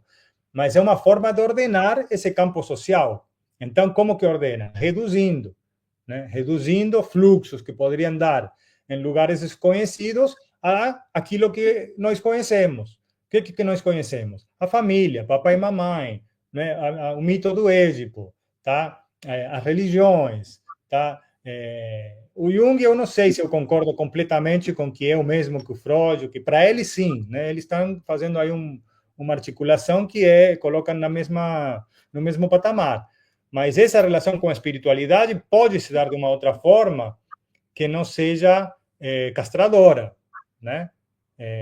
Eu não vou aqui dar exemplos, mas o misticismo, e tem aí outras coisas que eu acho que o Jung estaria de acordo com isso, né? O uso da ayahuasca para liberar as consciências, e o Deleuze cita um outro, né? O Castaneda, com as plantas alucinógenas e tal. Então, eles também têm um lado místico, só que aqui ficou assim, aqui ficou os dois juntos porque eles estão fazendo a crítica à psicanálise completa. Se quiser trazer o Lacan com o significante, também entra no mesmo bojo, né? Qualquer um que queira analisar e curar o outro, eles vão estar em contra porque estão tirando essa parte da máquina, né? Esse indivíduo, vamos dizer assim, enquanto parte da máquina, né? Eles cortam, a gente, se conseguir chegar lá como que se dá nos fluxos, no capítulo 1 tinha, né? As conexões conectivas, né? As sínteses conectivas, disjuntivas, conjuntivas, né? Todas essas formas de funcionamento da máquina são cortadas, né, por essa redução psicanalítica, essa redução seja o Édipo e a questão sexual, aos problemas de sexualidade, ou a mitológico, religiosidade, enfim. Bom, vamos fazer, olha, já estamos no último minuto, mas eu vou me permitir avançar um pouco para seguir a mesma dinâmica da aula passada e finalizar com a leitura do segundo tramo, né? A segunda parte desse longo ponto, 2.2.2. Não sei se a Silvia quer continuar, né? Você estava... Eu posso continuar, mas eu preciso achar aqui que eu... Na página 83.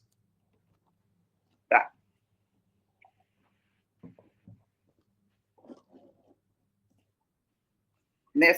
Consideremos um outro texto de Freud, mais tardio, no qual Édipo já é designado como complexo nuclear. Un enfant est battu. O leitor não consegue evitar uma impressão de inquietante estranheza. Nunca o tema paterno foi menos visível e, contudo, afirmado com tanta paixão e resolução.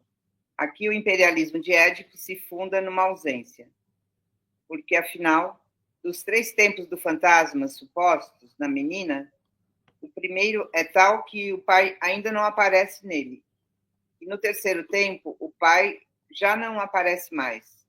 Resta, então, o segundo tempo, no qual o pai brilha com todas as suas luzes, nitidamente, sem equívoco. Mas, justamente, esta segunda fase nunca tem uma existência real. Tendo permanecido inconsciente, nunca pode ser evocada pela lembrança, de modo que ela é uma reconstituição analítica tão somente, mas uma reconstituição necessária. Do que se trata, de fato, nesse fantasma? Meninos são espancados por alguém, por um professor, por exemplo, à vista de meninas. Assistimos, desde o início, a uma dupla redução freudiana, que de modo algum é imposta pelo fantasma, mas exigida por Freud à maneira de um pressuposto. Por um lado, Freud quer deliberadamente reduzir o caráter de grupo do fantasma a uma dimensão puramente individual. É preciso que as crianças espancadas sejam, de certa maneira, o eu, substitutos do próprio sujeito, e que quem bata seja o pai, substituto do pai. Por outro lado, é preciso que as variações do fantasma se organizem em disjunções empregadas de maneira estritamente exclusiva. Assim, haverá uma série menina e uma série menino, mas dissimétricas, tendo o fantasma feminino 3 tempos, dos quais o último é meninos são espancados pelo professor, e tendo o fantasma masculino apenas 2 tempos, dos quais o último é minha mãe me bate. O único tempo comum, o segundo das meninas e o primeiro dos meninos, afirma sem equívoco a prevalência do pai nos 2 casos, mas é o famoso tempo inexistente. Com Freud é sempre assim. É preciso haver algo em comum aos 2 sexos, mas para que esse algo falte tanto a um quanto ao outro, para distribuir a falta pelas 2 séries não simétricas e fundar o uso exclusivo das disjunções. Você é menina ou menino? É assim a respeito de Édipo e de sua resolução, diferentes no caso do menino e no da menina. É assim a respeito da castração e da sua relação com Édipo. A castração é a porção comum, isto é, o falo prevalente e transcendente, e ao mesmo tempo a distribuição exclusiva se apresenta nas meninas como desejo do pênis e nos meninos como medo de perdê-lo ou recusa de atitude passiva. Esse algo em comum deve fundar o uso exclusivo das disjunções do inconsciente e nos ensinar a resignação. Resignação a Édipo, resignação à castração, renúncia ao desejo do pênis, no caso das meninas, e renúncia à demonstração máscula, no caso dos meninos. Em suma, renúncia a assumir o sexo. Esse algo em comum, o grande falo, a falta, com duas faces, não sobreponíveis, é puramente mítico. É como o uno da teologia negativa. Introduz a falta no desejo e faz emanar as séries exclusivas, as quais fixam alvo, uma origem e um curso resignado. Muito obrigado, Silvia. Então, pela adiantar da hora, a gente faz a leitura e vamos ficar com esses possíveis comentários na cabeça, com uma semana aqui para refletir. Eu acho que vale a pena ler esse texto que eu enviei para vocês, que esse aí tem Batem numa criança, contribuição ao conhecimento da gênese das perversões sexuais, que está no volume 14, né? Eu acho. Agora não lembro, mas eu enviei isso por e-mail. Que a gente não vai fazer a leitura desse texto, né? Mas é nesse texto que estão se baseando para fazer essa crítica aqui, né? Em complementar ao primeiro texto, que era aquele dos 5 casos. E aí vai ter mais um, que é o da análise interminável, e se a gente conseguir, vamos também analisar ele até o final da aula que vem, né? Isso vai exigir que a gente avance um pouco mais rápido. Hoje foi um pouco mais lento em termos de quantidade de linhas, né? Vamos falar de páginas. Nós, às vezes, lemos mais, outras vezes menos, faz parte, né, do andamento. Mas se vocês derem uma olhada nesses textos que eu enviei e a gente puder, vamos finalizar esse segundo ponto dos 3 textos sobre Freud, que era um pouco o objetivo proposto. Num momento eu pensei que a gente ia conseguir avançar mais, mas eu acredito que não vamos chegar nas sínteses. As sínteses vão ficar para depois do carnaval. Fiquemos em contato de qualquer maneira, eu sei que alguns já estão interessados em participar desse grupo de estudos. Com muitos eu vou contar, já estou contando, né? Muitos e muitas. E aos demais fica aí o convite, né? Após a finalização na aula que vem. Tudo bem? Pode me enviar no grupo, professor, por favor? O quê?